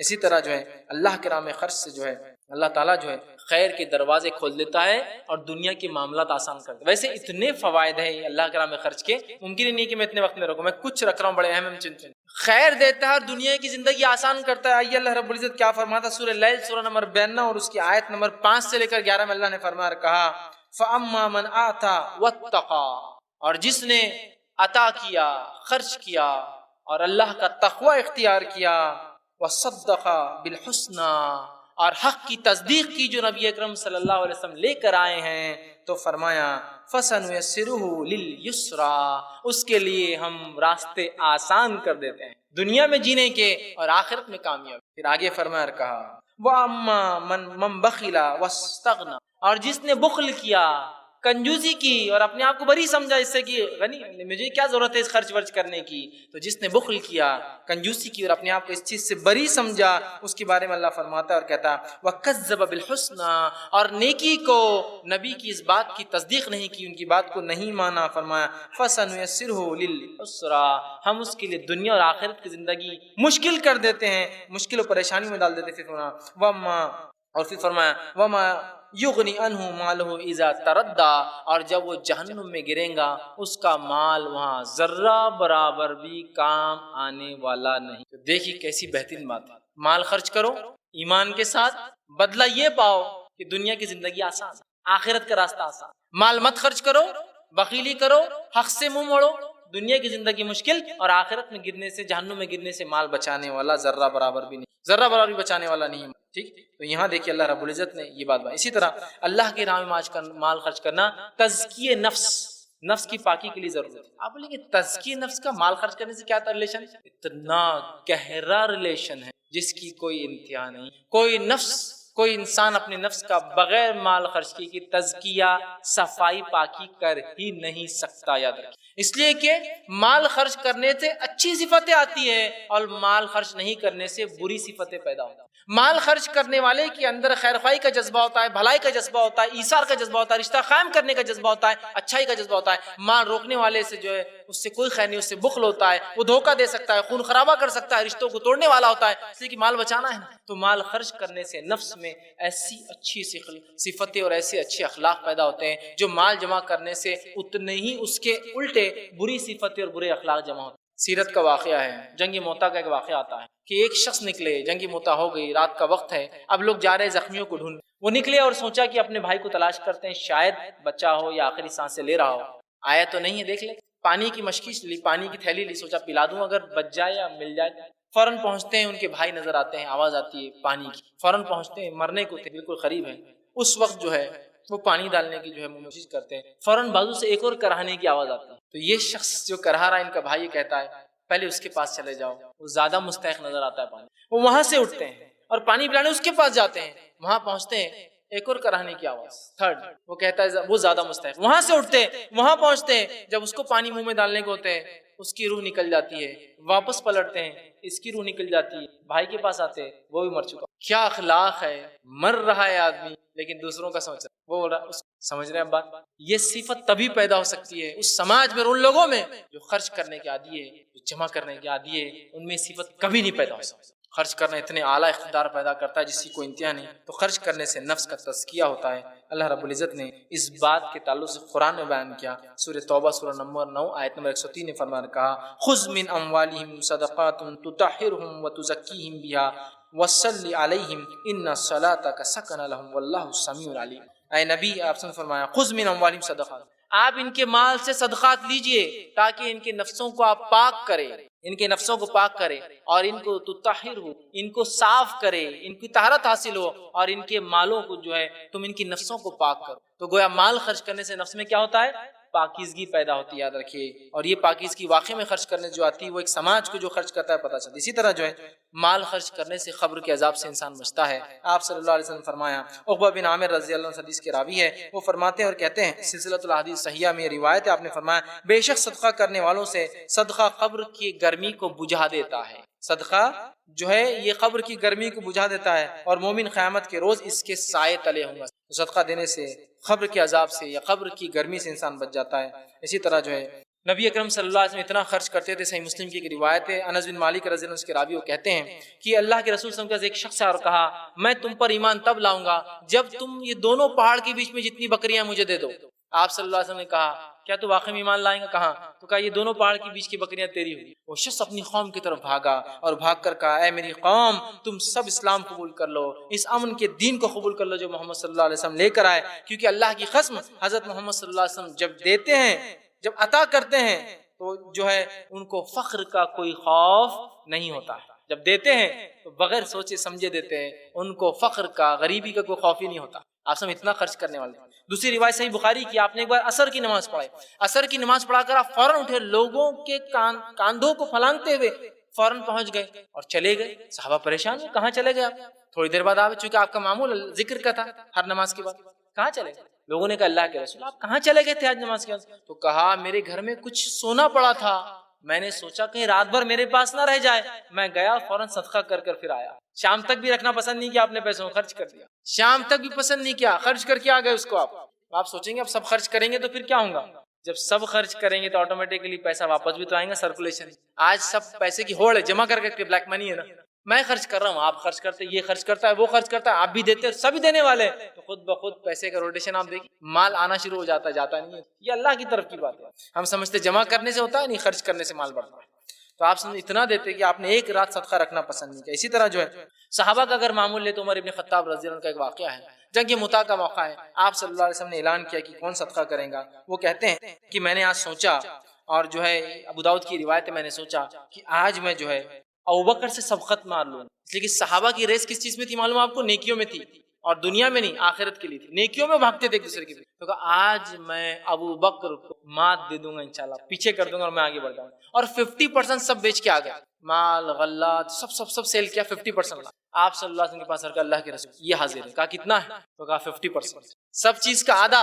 اور اب وہ کہتے ہیں میں بازو کھڑا ہو گیا اور سوچنے لگا آج ابو بکر کو تو مات دے دیا میں, آج انشاءاللہ میں فرسٹ. ابو بکر اس سے زیادہ خرچ کرتے تھے, آج میں فرسٹ. دل میں سوچنے لگے, کھڑے تھے, وہ کہتے ہیں ابو بکر آئے. ابو بکر آئے اور ایک تھیلے میں سب کچھ لا کے رکھ دیا. آپ سے پوچھا ابو بکر کتنا لائے ہو؟ تو کہ اللہ کے رسول, اللہ اور اس کے رسول کی تعلیمات کو چھوڑ آیا ہوں, باقی سب لا لیا ہوں. 100%. ابو بکر صدیق نے اپنا مال, دولت, غلہ, گھر سب بیچ کے لا لیا. 100%. کہا 100%. عمر ابن خطاب نے کہا شاید میں ابو بکر کو کبھی مات نہیں دے پائے مات, اس لیے کہ ان کی ہوڑ, ان کی ریس خرچ کرنے میں تھی, ہماری ریس جمع کرنے میں. تیرا بینک بیلنس کتنا ہے, تیرا بینک بیلنس کتنا ہے, وہ خرچ کرنے میں. تو نے کتنا رکھا؟ ارے رکھ لیا تو غلط کیا. کتنا خرچ کیا؟ ماشاءاللہ بہت خوب. ان کا دینے میں ہوڑ تھی, ان کی آخرت کی ہوڑ اور ریس تھی. ہماری لینے کی ریس ہے, ہماری دنیا کی ریس ہے. دے دیا 100% لے کر آئے. اندازہ لگائیے, معمولی بات نہیں, معمولی واقعہ. اسی طرح جو ہے جامع ترمذی کی روایت ہے, جو ہے نبی اکرم صلی اللہ علیہ وسلم جو ہے ایک مرتبہ جنگ تبوک کے لیے اعلان کرتے ہیں, کون ہے جو جنگ تبوک کے لیے صدقہ دیں گا؟ اور روایت میں آتا ہے آپ نے اپنا گریبان, اپنا شرٹ اٹھا لیا, کپڑا, کہ کون ہے جو اللہ کے لیے صدقہ. تو وہ کہتے ہیں راوی کہ عثمان ابن عفان رضی اللہ عنہ آئے اور ایک تھیلی ساتھ لائے جس میں 1000 دینار تھے. 1000 دینار یہ سونے کا ایک سکہ ہوتا ہے 4 گرام, جو کہ درہم سے بڑا ہوتا تھا. کون تو 1000 جو ہے دینار لائے, اور نبی اکرم صلی اللہ علیہ وسلم کی چولی میں آپ نے ڈال دیے. آپ صلی اللہ علیہ وسلم اس میں ہاتھ ڈالتے رہے, روایت میں آتا ہے ہاتھ ڈالتے رہے اور ڈال کے کہتے رہے کہ جو ان کے تعلق سے, عثمان ابن عفان کے تعلق سے, آج کے بعد عثمان کچھ بھی کر لے, کچھ بھی کر لے, اس سے کوئی نقصان نہیں. مطلب آج کے بعد عثمان کچھ بھی کر لے, اللہ نے اس کی مغفرت کر دی, کوئی چیز اس کو آج کے بعد نقصان نہیں. آپ نے اتنا مال لا کے ساتھ. یہ صحابہ کا معاملہ. اسی طرح جو ہے ہم دیکھتے ہیں ماں عائشہ رضی اللہ عنہ کے پاس, یہ طبقات ابن سعد کا واقعہ ہے, ایک مرتبہ ایک شخص نے 1 لاکھ درہم لا کر تحفہ دی, اس لیے کہ آل رسول پر صدقہ اور زکوٰۃ حرام ہے. تحفہ دیے اپنی ماں کو, امت کی ماں کو, 1 لاکھ درہم تحفے میں نذرانے میں دیے کہ آپ یہ قبول کریں. آپ نے لے لیا, آپ روزے سے تھی, خرچ کرنا شروع, صحابہ رکھتے نہیں تھے کوئی مزاج, خرچ کیا. آخر میں لانڈیز یہ یہاں دو, وہاں خرچ کرتی رہی. آخر میں شام میں جب افطار کا وقت آیا تو کہا کیا ہے؟ روزے تھی نا. تو کہا کھجور ہے افطار. تو کہا اور کچھ نہیں ہے. تو کہا کہاں ہے؟ 1 لاکھ درہم آئے, ایک تو رکھ لیتے کم از کم کہ آج کے دن گھر میں گوشت آ جاتا. تو کہا تم پہلے یاد دلا دی تو شاید میں رکھ لیتی, جان دو اب خرچ. 1 لاکھ شام تک خرچ کر نہیں رکھی, ضرورت ہی نہیں, اس لیے کہ وہ جانتے تھے یہی ملنے والا ہے, باقی جو رہ گیا وہ تو گیا, تو یہیں چھوڑ جانا. یہی 1 لاکھ خرچ کیے, 1 درہم بھی نہ رکھا کہ شام میں افطار گھر میں آ سکے. اس لیے کہ کہا اگر تم یاد دلاتی تو شاید, مطلب اتنا مزاج تھا خرچ کرنے کا کہ سوچا بھی نہیں کیا جا رہا ہے, اتنا صحابہ خرچ کرتے. عبد الرحمن بن عوف, سعد بن وقاص کو لیجیے رضی اللہ عنہ, ان کو صدقات کرنے میں شرم آتی تھی کہ لوگ آتے ہیں مجھ سے مانگتے ہیں, مجھے اچھا نہیں لگتا, ان کو شرم آتی ہے نا, ہوتا ہے نا انسان کو کوئی مانگ رہا اچھا نہیں لگتا. تو اپنے غلام سے کہا گھر کے پیچھے دیوار میں کھڑکی تھی, کہا اس کھڑکی کو کھول دے, اس میں ایک تش رکھ دینا, پیسے ڈال دیا کرنا, جس کو چاہیے لے لیں گا, خالی ہو جائے تو پھر بھر دیا کرنا. اچھا نہیں لگتا لوگ آئے مجھ سے مانگے, بھر دیا کرنا, لوگ آئیں گے لے جائیں گے, مجھے چونکہ شرم آتی ہے, حیا آتی کو مجھ سے آ کر. کتنا اللہ نے دیا ہوگا کہ رکھ دیا اٹھا کر, لیکن کہیں بھی نہیں آتا کہ 7 غریب ہوئے, خلاش ہوئے. عبد الرحمن بن عوف رضی اللہ عنہ اتنا خرچ کرتے، اتنا خرچ کرتے. ویسے تو آپ سب کی زندگی میں کیا، بعد میں بھی ایک مرتبہ ہوا یہ کہ ایک مرتبہ مدینے میں اونٹ داخل ہوئے، اتنے اونٹ داخل ہوئے کہ جن کے پیروں کی گڑگڑاہٹ سے وہ ایک ساتھ جب جانور چلے یا فوج چلے کیسے آواز ہوتی، زمین ایسا لگا کہ زلزلہ آ گیا، تھرتھرانے لگی، اتنے اونٹ ایک ساتھ چلنے لگے. ماں عائشہ رضی اللہ عنہا نے اپنے غلام سے پوچھا، باندی سے، کیا بات ہے یہ ایسی ہلچل، بالکل زمین ہل رہی، کیا ہوا؟ تو کہا عبد الرحمن ابن عوف کے تجارت کے اونٹ آئے ہیں، 700 اونٹوں پر لدی تجارت، مطلب 700 اونٹ تھے جو بھر کر غلہ، کپڑا اور اس کے ساتھ اور تجارت کا سامان لے کے آتے سیلز کے لیے مدینہ میں. اور مدینہ ایک میٹروپولس تھا، بہت بڑا شہر تھا اس زمانے میں، آپ سمجھ کی بات، چونکہ وہ کیپٹل سٹی تھا پورے اسلامی مملکت کا. 700 اونٹ آئے ہیں مال سے لدے. ماں عائشہ رضی اللہ عنہا نے فرمایا کہ عبد الرحمن ابن عوف بڑے خوش اور خرم رہتے ہیں، ہنستے کھیلتے ہیں. اور روز قیامت میں نے اللہ کے رسول کو کہتے ہوئے سنا کہ عبد الرحمن ابن عوف ایسے ہی ہنستے کھیلتے کودتے جنت میں بھی چلے جائیں گے، کوئی تکلیف نہیں، کوئی مصیبت نہیں، کوئی مشکل نہیں، بالکل جیسا ابھی وہ خوش ہے دنیا میں، ہنستے کھیلتے جنت میں چلے جائیں گے. وہ لانڈی وہاں سے نکلی اور گئی عبد الرحمن ابن عوف کے پاس. عبد الرحمن تمہارے تعلق سے ماں عائشہ فرماتی ہے کہ ہنستے کھیلتے جنت میں چلے جاؤں گے، دنیا میں تم کو اللہ نے ہنستا کھیلتا رکھا، اتنا مال و دولت دیا، ایسی تم جنت میں بھی جاؤں گے. کہا کیا تم نے واقعے میں ماں عائشہ کو یہ کہتے ہوئے سنا؟ کہاں؟ تو کہا چلو بھاگے. کہا مائی آپ نے میرے بارے میں یہ کہا کہ اللہ کے رسول صلی اللہ علیہ وسلم نے میرے بارے میں ایسا کہا، کیا آپ نے خود سنا اس بات کو؟ تو کہا ہاں میں نے خود سنا، اللہ کے رسول نے فرمایا کہ عبد الرحمن ابن عوف ہنستے کھیلتے جنت میں ہی چلا جائے. تو کہا پھر تم گواہ رہنا اس چیز کے اوپر، تم گواہ رہنا اور اللہ کو میں گواہ بناتا ہوں. یہ پورے 700 اونٹ آج صدقے میں، اس لیے کہ اتنی بڑی خوشی مجھے آج ملی ہے، 700 اونٹ پورے میرے صدقہ، اور پورے 700 اونٹ اناج، مال تجارت، کیا کیا تھا، ساری چیزیں لوگوں میں بانٹ دی، ساری چیزیں. 700 اونٹ کو آپ ایسے انداز سے لیجیے آج کے زمانے میں جیسے کہ 700 گاڑیاں آپ کی مال لے کر آئیے. عثمان بن عفان رضی اللہ عنہ ایک مرتبہ مدینے کے اندر خیت ہو گیا، آس پاس اناج نہیں ہوگا، بارش نہیں. عمر ابن خطاب رضی اللہ عنہ کا غالباً یہ دور تھا، ان کی خلافت میں جو ہے ایک پورا بہت بڑا جو ہے ایک جو ہے بھکمری کا عالم ہو گیا، بارش نہیں. عثمان ابن عفان رضی اللہ عنہ 1000 اونٹ شام سے منگائے جو غلے سے لدے تھے، اناج سے لدے. جب اونٹ آئے تو جتنے ایجنٹس تھے سب بھاگ بھاگ کر لوگ آنے لگے کہ ہم پرچیز کریں گے، ہم لیں گے عثمان سے، ہم سیل کریں گے مارکیٹ میں. عثمان ابن عفان ہول سیلر تھے نا، بہت بڑے تاجر، چھوٹے موٹے لوگ سب آگے جمع ہو گئے. عثمان نے کہا چلو کیا بولی لگاتے ہو آج؟ بیڈنگ، چلو بولی لگاؤ. کسی نے کہا کہ عثمان 10% زیادہ دیں گے، 100 کی چیز پہ 110 دیں گے، کم ہے، اس سے زیادہ دے رہے ہیں لوگ. تو کہا عثمان جو ہے 20% دیں گے تم کو زیادہ، 100 کی چیز پہ 20 روپے زیادہ. کہا کم ہے، اس سے زیادہ بھی لوگ دے رہے ہیں. کہا عثمان 50% مطلب آدھا زیادہ، 50% زیادہ دیں گے. کہا لوگ اس سے بھی زیادہ دے رہے ہیں. تو سب دیکھنے لگے اور کہا عثمان سارے تاجر جو بزنس کرتے ہیں ہم سب یہاں کھڑے ہیں، مدینے میں کون ہے جو تم کو 50% زیادہ دیں گے؟ کون دے گا 50% زیادہ تم کو اس مال کے اوپر کہ 100 کے لائی 150 میں دے رہے، 50% اضافہ دے رہے ہیں. تو کہا تم سب گواہ رہنا، میں نے اس پورے مال کو اللہ کے راہ میں صدقہ کر دیا، اس لیے کہ اس سے زیادہ اللہ مجھے 1000 اونٹ خرچ کر. یہ کبھی کبھار یہ واقعہ سن کو ہم کو لگتا ہے اللہ معاف کرے کہ لوگوں کی عقل تو نہیں مارے گئی تھی صحابہ کی، نوز باللہ، اللہ معاف کرے. ہم لوگوں کا تو معاملہ یہ روپیہ خرچ نہیں ہوتا ہے، 1000 اونٹ کر رہے، 700 اونٹ دے رہے مال کے ساتھ، کہ مذاق ہے، یہ مذاق نہیں ہے. ان کو پتا تھا یہی رائٹ انویسٹمنٹ، یہی انویسٹمنٹ بدلا دینے والا، باقی سب برباد ہونے، اس لیے کر رہے تھے، خوب کر رہے. اور عبد الرحمن بن عوف جب انتقال کر گئے، انتقال کے وقت یہ حالت تھی کہ انتقال کرنے کے بعد مدینے کے پورے لکڑہاروں کو بلایا گیا. اتنا اللہ نے دیا تھا، 700 اونٹ خرچ کیے، اور رسول صلی اللہ علیہ وسلم زمانے میں کیا کیا نہیں کیا کہ پورے لکڑہاروں کو بلایا گیا، اس لیے کہ اللہ نے اتنا سونا اور چاندی دی تھی. سونے اور چاندیوں کو کلاڑیوں سے توڑ توڑ کر تولا گیا وراثت تقسیم کرنے کے. اور روایت میں آتا ہے کہ لکڑہاروں کے ہاتھ پھٹ گئے تھے پورے، وہ توڑنے سے سونے اور چاندی لگ گئے. اتنا نوازا تھا اللہ، اتنا خرچ کرنے کے بعد. کیونکہ جو خرچ کرتا ہے اس کا بڑھتا ہی، یاد رکھیے. ہم کس کے راستے میں خرچ، سوچیے نا، معمولی سے کوئی کارپوریٹر کو ہم کچھ کھلا تو بدلے کی امید رہتی ہے، کچھ ملنے والا ہے. ایک لوکل ایم ایل اے اور ایم پی سے آپ ساتھ ہیں تو امید رہتی ہے. پرائم منسٹر لیول پہ اگر آپ کی پہچان ہے تو آپ کو امید ہے. آپ جو ہے یونائٹڈ اسٹیٹس اور امریکہ کے پریزیڈنٹ سے آپ کی جان پہچان ہے تو اس کے مقابلے میں آپ امید کرتے ہیں رب العزت کہہ رہا ہے ابن آدم خرچ کر، میں تجھ پہ لوٹانے والا. کیسے غریب ہو سکتا ہے؟ لوٹا رہے ہیں. توڑنا پڑا تھا. اور ایک بیوی کو 32,000 دینار صرف کیش آیا تھا، سونا چاندی الگ ٹوٹا ہوا کیش صرف. کرنسی کے اس زمانے میں کرنسی بھی سونا چاندی تھی اور سونا چاندی جمع کرتے تھے لوگ. صرف کیش 32,000 دینار آیا. بہت بڑی رقم ہوتی ہے، چاندی کے سکے ہوتے ہیں.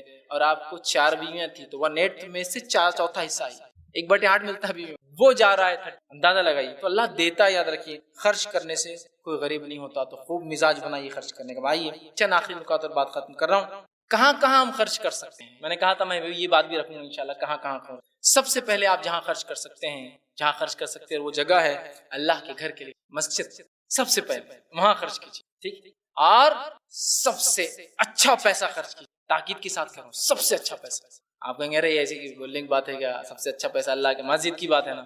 پھر دوہرا رہا ہوں، سب سے اچھا پیسہ اللہ کے راہ میں، مسجد سب سے بہترین جگہ ہے جہاں آپ خرچ کر سکتے، انویسٹ کر سکتے. اس لیے کہ آپ نے فرمایا جو شخص دنیا میں اللہ کے لیے مسجد بنائے گا، اللہ اس کے لیے جنت میں گھر بناتا ہے. صحیح مسلم کی من بنا للہ مسجدا بنا اللہ بیتا، جس نے اللہ کے لیے دنیا مسجد بنائی اللہ اس کے لیے گھر تعمیر. مسجد کے لیے سب سے بہترین پیسہ یاد رکھیے، مسجد کے لیے. یہ نہ ہو کہ پوری سوسائٹی کا لے آؤٹ نکل گیا، اوپن پلے گراؤنڈ کارپوریشن کا چھوڑو، اس پہ بناؤ مسجد. کوس آ گیا پوری زمین کے اندر، کیا کریں گے؟ بنا دو مسجد. خالی جگہ دکھ رہی بہت دنوں سے، کیا کرنا ہے؟ پلان کرو مسجد کر دو. رمضان شروع ہو رہی مسجد بنا دو. کسی ہوں گی تو آئیں گا، نہیں آئے تو اپنا. سب سے ناقص پیسہ لگاتے اللہ کے راہ میں، سب سے ناقص ہے. نہیں یہ مزاج ہے ہمارا، یاد رکھیے اللہ رحم کرے.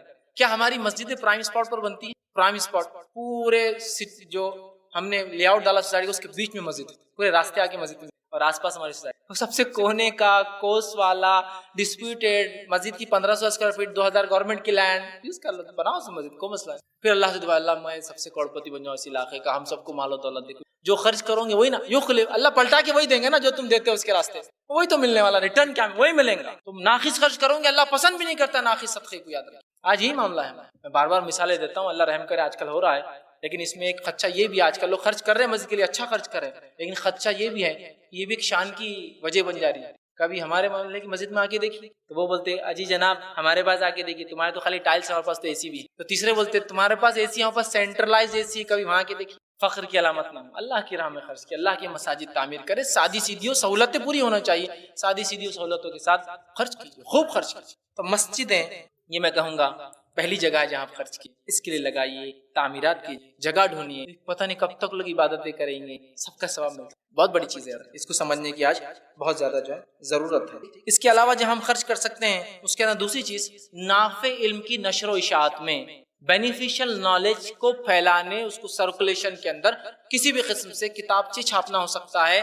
مصنف جو ہوتے ہیں ان لوگوں کو ان کی جو ہے رہائش کے لیے، ان کو زندگی گزارنے کی مال تاکہ وہ لکھتے رہے اچھی اچھی چیزیں، وہ ہو سکتا ہے.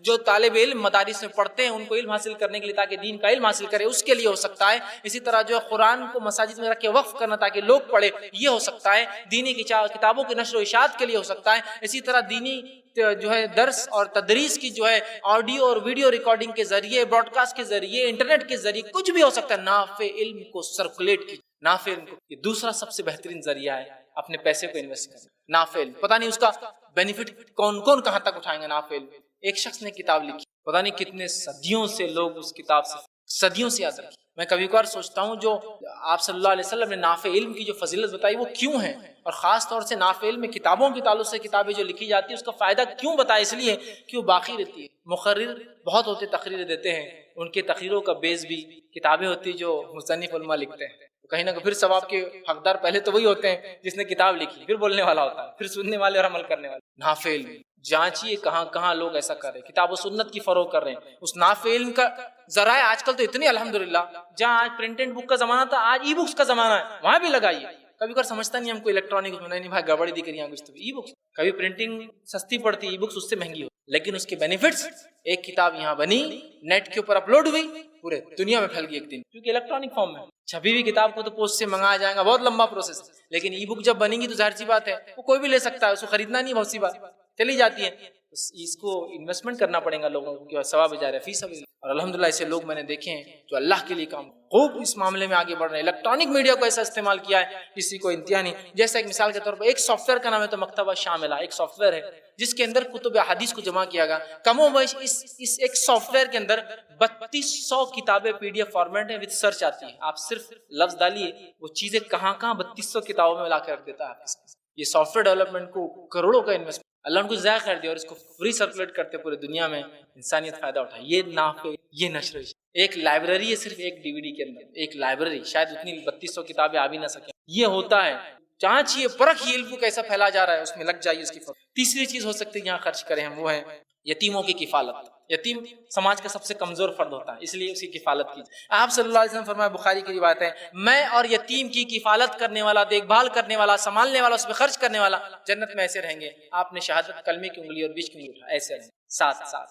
یتیم، تو یتیم کے لیے کفالت، یتیم خانوں کو کھولا جائے، یتیموں کی ویسے تو ہونا ہی چاہیے، یتیم کی کفالت خود گھر والے کر لے، اس کے کیوں اسے بھیجنا چاہیے، لیکن ہوتا ہے غربت ہے خود اس شخص کی، پھر اس کے لیے سماج اس کے لیے تیاری۔ چوتھی جگہ جہاں ہم وہ کر سکتے ہیں وہ ہے فقیر اور مسکینوں کو کھانا کھلانے کا نظم۔ قرآن نے بار بار طعام مسکین کا تذکرہ کیا، کیوں؟ اور یتیم کی کفالت کا تذکرہ کیا، کیوں؟ اس لیے کہ یتیم سماج کا سب سے کمزور فرد ہوتا ہے اور بھوک کے بعد موت ہوتی ہے، اس لیے بار بار تذکرہ، بھوکے کھانا کھلاؤ، یتیم کی کفالت کرو، یتیم سب سے کمزور، بھوک کے بعد موت، تو کھانے کا نظم، اللہ رحم کرے۔ یہ افسوس کی بات ہے آج ہمارے سماج، کیا کھانے کا نظم ہے مسلمان سماج میں کہ بھائی کوئی آ جائے تو اس کے غریب کے لیے کھانے کوئی نظم ہو کسی جگہ؟ ایک نظم میں جانتا ہوں جو ابھی شروع ہوا کچھ سالوں سے، اس کے علاوہ تو میں نے کوئی اس اورنگ آباد کے اتنے بڑے مسلم میجورٹی علاقے میں نہیں، غیر مسلم نے بہت نظم بنا دیے، ایسے ایسے نظم بنا دیے کہ آپ صرف جائیے اسپتال میں ان کی گاڑی آتی ہے اور آپ کو سب کچھ لے کر جاتے ہیں، رجسٹریشن کرتے ہیں، 3 ٹائم کا کھانا دیتے ہیں، پانی پلاتے ہیں، سمجھ رہے آپ؟ نظم کیجیے، ایسے نظم بنائیے، یہ جگہ ہے خرچ کرنے۔ اسی طرح اور کون سی جگہ ہے؟ اپنے رشتہ داروں پہ خرچ کیجیے، اپنی نفس پر، اپنے بیوی بچوں پر، اپنے رشتہ داروں پہ خرچ کیجیے، مسافروں پہ خرچ کیجیے، محتاجوں پہ خرچ کیجیے، جو مانگنے والے ان پہ خرچ کیجیے، چیریٹیبل ہاسپٹلز تعمیر، چیریٹیبل سکولز بنائیے جہاں ہمارے بچے پڑھے، ایسے دواخانے بنائیے جہاں وہ کرے، معذوروں کے لیے کچھ کیجیے۔ کتنی تعجب کی بات ہے نا، کتنی تعجب کی بات ہے کہ کیا کسی سماج میں معذور لوگ نہیں ہوتے ہیں؟ کیا مسلم سماج میں پاگل لوگ نہیں ہیں، پیر ہاتھ سے معذور لوگ نہیں ہیں؟ ایسا تو نہیں ہے نا، ہر سماج میں ہوتے ہیں، ہر سوسائٹی میں ہوتے ہیں، لیکن اس کے بعد بھی کوئی نظم ہے کہ ہمارے پاس؟ کتنی شرم کی بات، نظم ہے کیا بتائیے؟ یہ سماج ہے، یہ اورنگ آباد جیسا شہر ہے جس میں اتنے لاکھوں کی مسلمان کی آبادی ہے اور ان میں اتنے لوگ ہیں جو اتنے لوگ پاگل ہیں، ان کے لیے کوئی نظم ہے ہمارے پاس؟ کوئی نظم ہے ان کی کفالت کا، ان کو رکھنے کا، ان کے علاج کا؟ نہیں ملے گا، نہیں ملے گا۔ یتیم ہے، معذور ہے، اپاہج ہے، آنکھوں سے، ہاتھ سے، پیر سے، افسوس کی بات ہے اس کو کوئی غیر مسلم تنظیم آ کے ہمارے محلے میں ایک کرسی لے کے آتی، بیٹے اسے بیٹھ کے، کیا اتنی بھی ہم میں وہ نہیں، غیرت باقی نہیں رہی کہ اس پہ خرچ کرنا؟ ارے وہ تو فلاں ہے، وہ تو ایسا ہے، وہ تو سب چھوڑیے، ٹارگیٹ کیجیے اپنے آڈینس کو، خرچ کیجیے اپنا مال ایک جگہ چن چن کر، کہاں ہو سکتا ہے مستحق کو ڈھونڈیے اور اس کو لگا دیجیے۔ اور بھی کئی چیزیں ہو سکتی ہے، بہرحال بتانے کی ضرورت نہیں، آپ سمجھتے ہیں، لیکن جو اہم تھی وہ نکات ہے۔ اب مال جب خرچ کریں گے تو کن چیزوں سے بچنا ہے؟ 3 سے 4 چیزیں بس ان سے بچنا ہے مال خرچ جب کر رہے ہیں۔ اب نیت کیجیے، خرچ کرنے کا ارادہ کیجیے، ٹارگیٹ کیجیے لوگوں کو کہاں کر سکتے ہیں، کر رہے ہیں۔ اب کن چیزوں سے بچنا ہے؟ سب سے پہلے جس چیز سے بچنا ہے وہ ہے ریاکاری اور احسان جتلانا۔ یہ 2 چیزیں مال کے خرچ کو برباد کر دیتی۔ کون کون چیزیں؟ ریاکاری، دکھاوے کے لیے خرچ کرنا، دوسرا احسان جتلانا، تم تو ہمارے صدقات پہ پلتے ہیں، وہ گھر تو ہمارے صدقات پہ، ان کو ہم ہی بھیجتے ہیں اناج وناج تو پلتے بڑھتے ہیں، ان کے بچے ہم ہی پڑھاتے ہیں، اسکول میں ان کو ڈالتے ہیں۔ احسان مت جتلا، دے دیا نا اللہ کے لیے، اللہ بس تجھ سے امید کرتا ہوں کہ اس کا بدلہ مل جائے مجھے، اب کوئی احسان کسی، اس لیے کہ احسان جتلانے سے مال برباد ہو جاتا ہے۔ اللہ رب العزت فرماتا ہے قرآن کے اندر، اللہ رب العزت نے یوں فرمایا، اور کہا سورہ بقرہ سورہ نمبر 2 آیت نمبر 264 اور 265 میں، 264 265 میں اللہ نے کہا اور فرمایا، جس کا ترجمہ اس طرح سے اللہ فرماتا ہے، مومنوں اپنے صدقات اور خیرات کو احسان جتلا کر اور ایذا دے کر اس شخص کی طرح برباد نہ کر دو جو لوگوں کو دکھاوے کے لیے مال خرچ کر، منی والعزا، دکھاوے کے لیے اور اذیت دینے کے لیے، احسان جتلانے کے لیے مت کرو، ورنہ تمہارا مال بیکار ہے خرچ۔ تو نیت خالص ہو، اور کبھی بھی مال خرچ کرنے کے بعد ہم کسی کو جتلائے نہ کہ یہ مال ہم نے دیا ہے، تم ہمارے مال پر پلتے ہو، تم فلاں اور تم ایسے، یہ بات یاد رکھو۔ دوسری چیز جس سے ہم کو بچنا ہے وہ یہ ہے، گھٹیا اور ناقص مال کبھی اللہ کے راہ میں صدقہ مت کیجیے۔ اللہ رحم کرے ہم پر، رحم کرے بھائی، ہماری نیت تو پوری گھٹیا اور ناقص مال اللہ کے راہ میں خرچ کرے، مطلب اس حد تک ہے کہ اقوام کو بھی معلوم ہے میں اسی حالت میں ٹوپی داڑھی۔ ایک مرتبہ جو ایک جگہ گیا اور لوہے کا بھاؤ پوچھنے لگا، تو مجھ سے کیا پوچھتا ہے معلوم؟ مسجد کے لیے چاہیے کیا؟ میں نے کہا مسجد کے لیے چاہیے۔ میں کیا کرتا ہے دیکھیں گے، تو بولے وہ لوہا ہے، بولے 1 سال ہی پرانا ہے، صرف تھوڑا پانی پڑا ہوا ہے، مسجد کے لیے، اور سب مسجد کے لیے وہی لے جاتے ہیں۔ پھر آپ یہ کہہ کو دیکھ رہے اچھا والا، جسٹ گو فار دیٹ، اس کے لیے چلے جاؤ۔ میں نے کہا ٹھیک ہے، اس میں کیا کام کرو گے؟ تو 5 روپے کلو پیچھے کم، لوگ وہی لیتے ہیں۔ ہے نہیں ہمارا مزاج گھٹیا چیز خرچ کرنے کا اللہ کے راہ میں۔ مسجد کا کنسٹرکشن چالو ہے، مسجد کا چالو ہے، سیمنٹ کون سا استعمال ہو رہا ہے؟ ارے وہ 2 پر چھینٹے پڑ گئے تھے پانی کے، وہ خراب نہیں ہے، تو ڈلے نکلتے تھوڑے تھوڑے۔ اپنے گھر کی اصلاح کے لیے استعمال کریں گے وہ سیمنٹ؟ پاگل ہو گئے کیا؟ گھر کا معاملہ ہے۔ اس لیے میں بار بار کہتا ہوں، کچھ لوگوں کو برا بھی لگتا ہے، کسی کے گھر کی چھت نہیں غلطی ہوں گی RCC کی، ہماری مسجدوں کی چھتیں سب غلطی ہے، سب غلطی ہے۔ کیوں غلطی ہے؟ سب ناقص چیزیں لگائی جا رہی ہیں۔ اللہ رحم کرے، ایسے لوگ بھی ماشاءاللہ ہے جو واقع میں سب سے اعلیٰ چیز اللہ کے نام میں کرتے ہیں، لیکن ہماری اکثریت تو بہرحال یہی حال ہے۔ مسجد کے لیے ٹائلس بنا تو کیا بولتے ہیں مسجد کی ٹائلس ہوتا 3rd ڈگری کے کونے جھڑے ہوئے، کونے تھوڑا سا خراب ہے، گھر میں لگاؤ نا تھوڑا سا خراب، کونے میچ نہ ہو تو نہیں لگاتے ہو تم، لیکن اللہ کے نام میں وہی غلیظ خراب چیزیں لگاتے ہو، پھر امید کرتے ہو اللہ سے اللہ سب سے اچھا دے۔ یہ مزاج بدلیے، اللہ گھٹیا سب کو پسند بھی نہیں کرتا۔ آئیے اللہ رب العزت فرماتا ہے قرآن سورہ بقرہ سورہ نمبر 2 آیت میں 267 میں 267 میں فرماتا ہے، کہتا ہے یا ایھا الذین آمنوا انفقوا من طیبات ما کسبتم ومما اخرجنا لکم من الارض، اے لوگوں جو ایمان لائے ہو، یا ایھا الذین آمنوا انفقوا، اللہ کی راہ میں خرچ کرو، طیبات اچھی چیزیں جو تمہارے ہاتھ کماتے ہیں اور جو تم زمین سے نکالتے ہو اگا کر، اچھی چیزیں خرچ کرو، ناقص اور بری نہیں۔ میں ہمیشہ ایک واقعہ سناتا ہوں کہ بہت سارے لوگ فجر کی نماز کے جب جاتے ہیں بوڑھے تو ہاتھ میں پتھر لے جاتے ہیں، ارے بھائی یہ پتھر کس لیے؟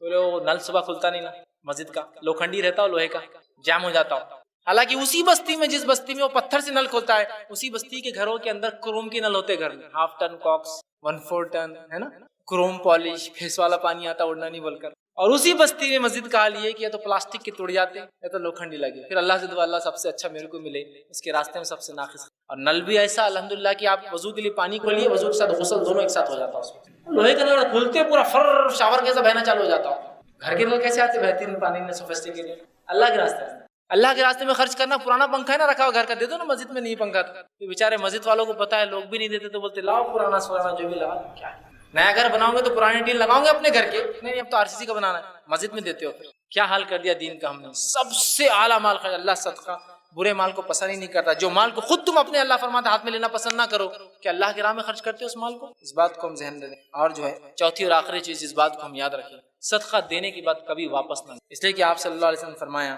یہ جو ہے حضرت ابو ہریرہ رضی اللہ عنہ حدیث کے راوی اور فرماتے ہیں، کہتے ہیں سلسلہ الاحادیث صحیحہ کی روایت، آپ نے فرمایا بے شک وہ آدمی جو اپنے صدقے کو واپس لے اس کی مثال ایسے ہے کہ کوئی کتا سیر بھر ہو کر کھائے، پیٹ بھر کر کھائے، پھر قے کرے اور قے کرنے کے بعد پھر اس قے کو کھائے۔ صدقہ دینے کے بعد واپس نہ لو، صدقہ دینے کے بعد واپس نہ لو، ہمارے پاس صدقہ دے کر ہیلے سے واپس لیتے ہیں، ہیلے سے، معلوم آپ کو صدقہ دے کر ہیلے سے واپس لیتے ہیں، یہ کتے کی قے کرنے سے کھانے سے، صدقہ تو دور کی بات ہے، یہاں تو حدیث میں صدقہ ہے، ہم اپنی زکات کو ہیلے سے واپس لیتے ہیں۔ آپ کو معلوم زکات ہیلے سے واپس کیسے لی جاتی ہے؟ بتایا تو آپ کو مثال سن لی، ایک نابینا 2-4 نابینا کو پکڑ لیتے ایک شہر میں، نابینا اندھے، اس کو لا کے بٹھا دیتے اپنے ادارے کے اندر، ایک شخص آتا ہے کہ میری زکات جو ہے 10 لاکھ ہو رہی، کیا کیا جائے؟ وہ کہتے ہیں ایڈجسٹمنٹ ہو جائے گا 1 لاکھ کے اندر، وہ زکات کیلکولیٹ کر کے نکالتا ہے 10 لاکھ، نابینا بیٹھا ہوتا ہے، بولتے تحفہ نابینا، آپ کو نابینا تحفہ لے لیتے ہیں، آپ کو زکات دی جا رہی ہے، بولتے نابینا زکات قبول کر لیتے، 10 لاکھ زکات کس کو چلے گئی؟ نابینا صاحب۔ پھر نابینا صاحب کیا کرتے؟ فوراً زکات لیتے اور کہتے اے اللہ میں نے یہ اس میں سے 9 لاکھ روپے ان کو واپس تحفہ دے دی۔ ماشاءاللہ زکات کے اندر بھی کیسا نکالے زبردست سسٹم، جیسا CA کرتے ہیں نا ہمارے یہاں دنیا کے معاملات میں، تو ہمارے بھی کچھ CA بیٹھے ہوئے ادھر جو دین کے معاملے میں بھی نکالتے ہیلے، ہو گیا 1 لاکھ میں 10 لاکھ کی زکات، ماشاءاللہ کیا زبردست راستہ ہے نا، 10 لاکھ کی زکات 1 لاکھ دے کے ادا ہوگی، زکات بھی ہوگی تحفہ بھی آ گیا، یہ میرے گھیوں زکات کے، وہ نابینا لیتا ہاتھ لگاتا ہے، قبول کیا میں نے آپ کی زکات، پھر وہ بولتا ہے یہ تحفہ ہے آپ کو، سمجھ رہے آپ ہیلے، یہاں تو نفلی صدقات کی بات ہو رہی ہے، یہاں تو ہم فرض میں ہیلے نکال، تو بہرحال صدقات یہ بھی لینے کی قسم ہیلے سے لے رہے ہیں، واپس نہ لے، اس لیے کہ صدقہ لینا ایسا ایسے کتے نے کھانا کھایا پیٹ بھر پھر خے کر کے پھر وہ اس کو کھا رہا ہے۔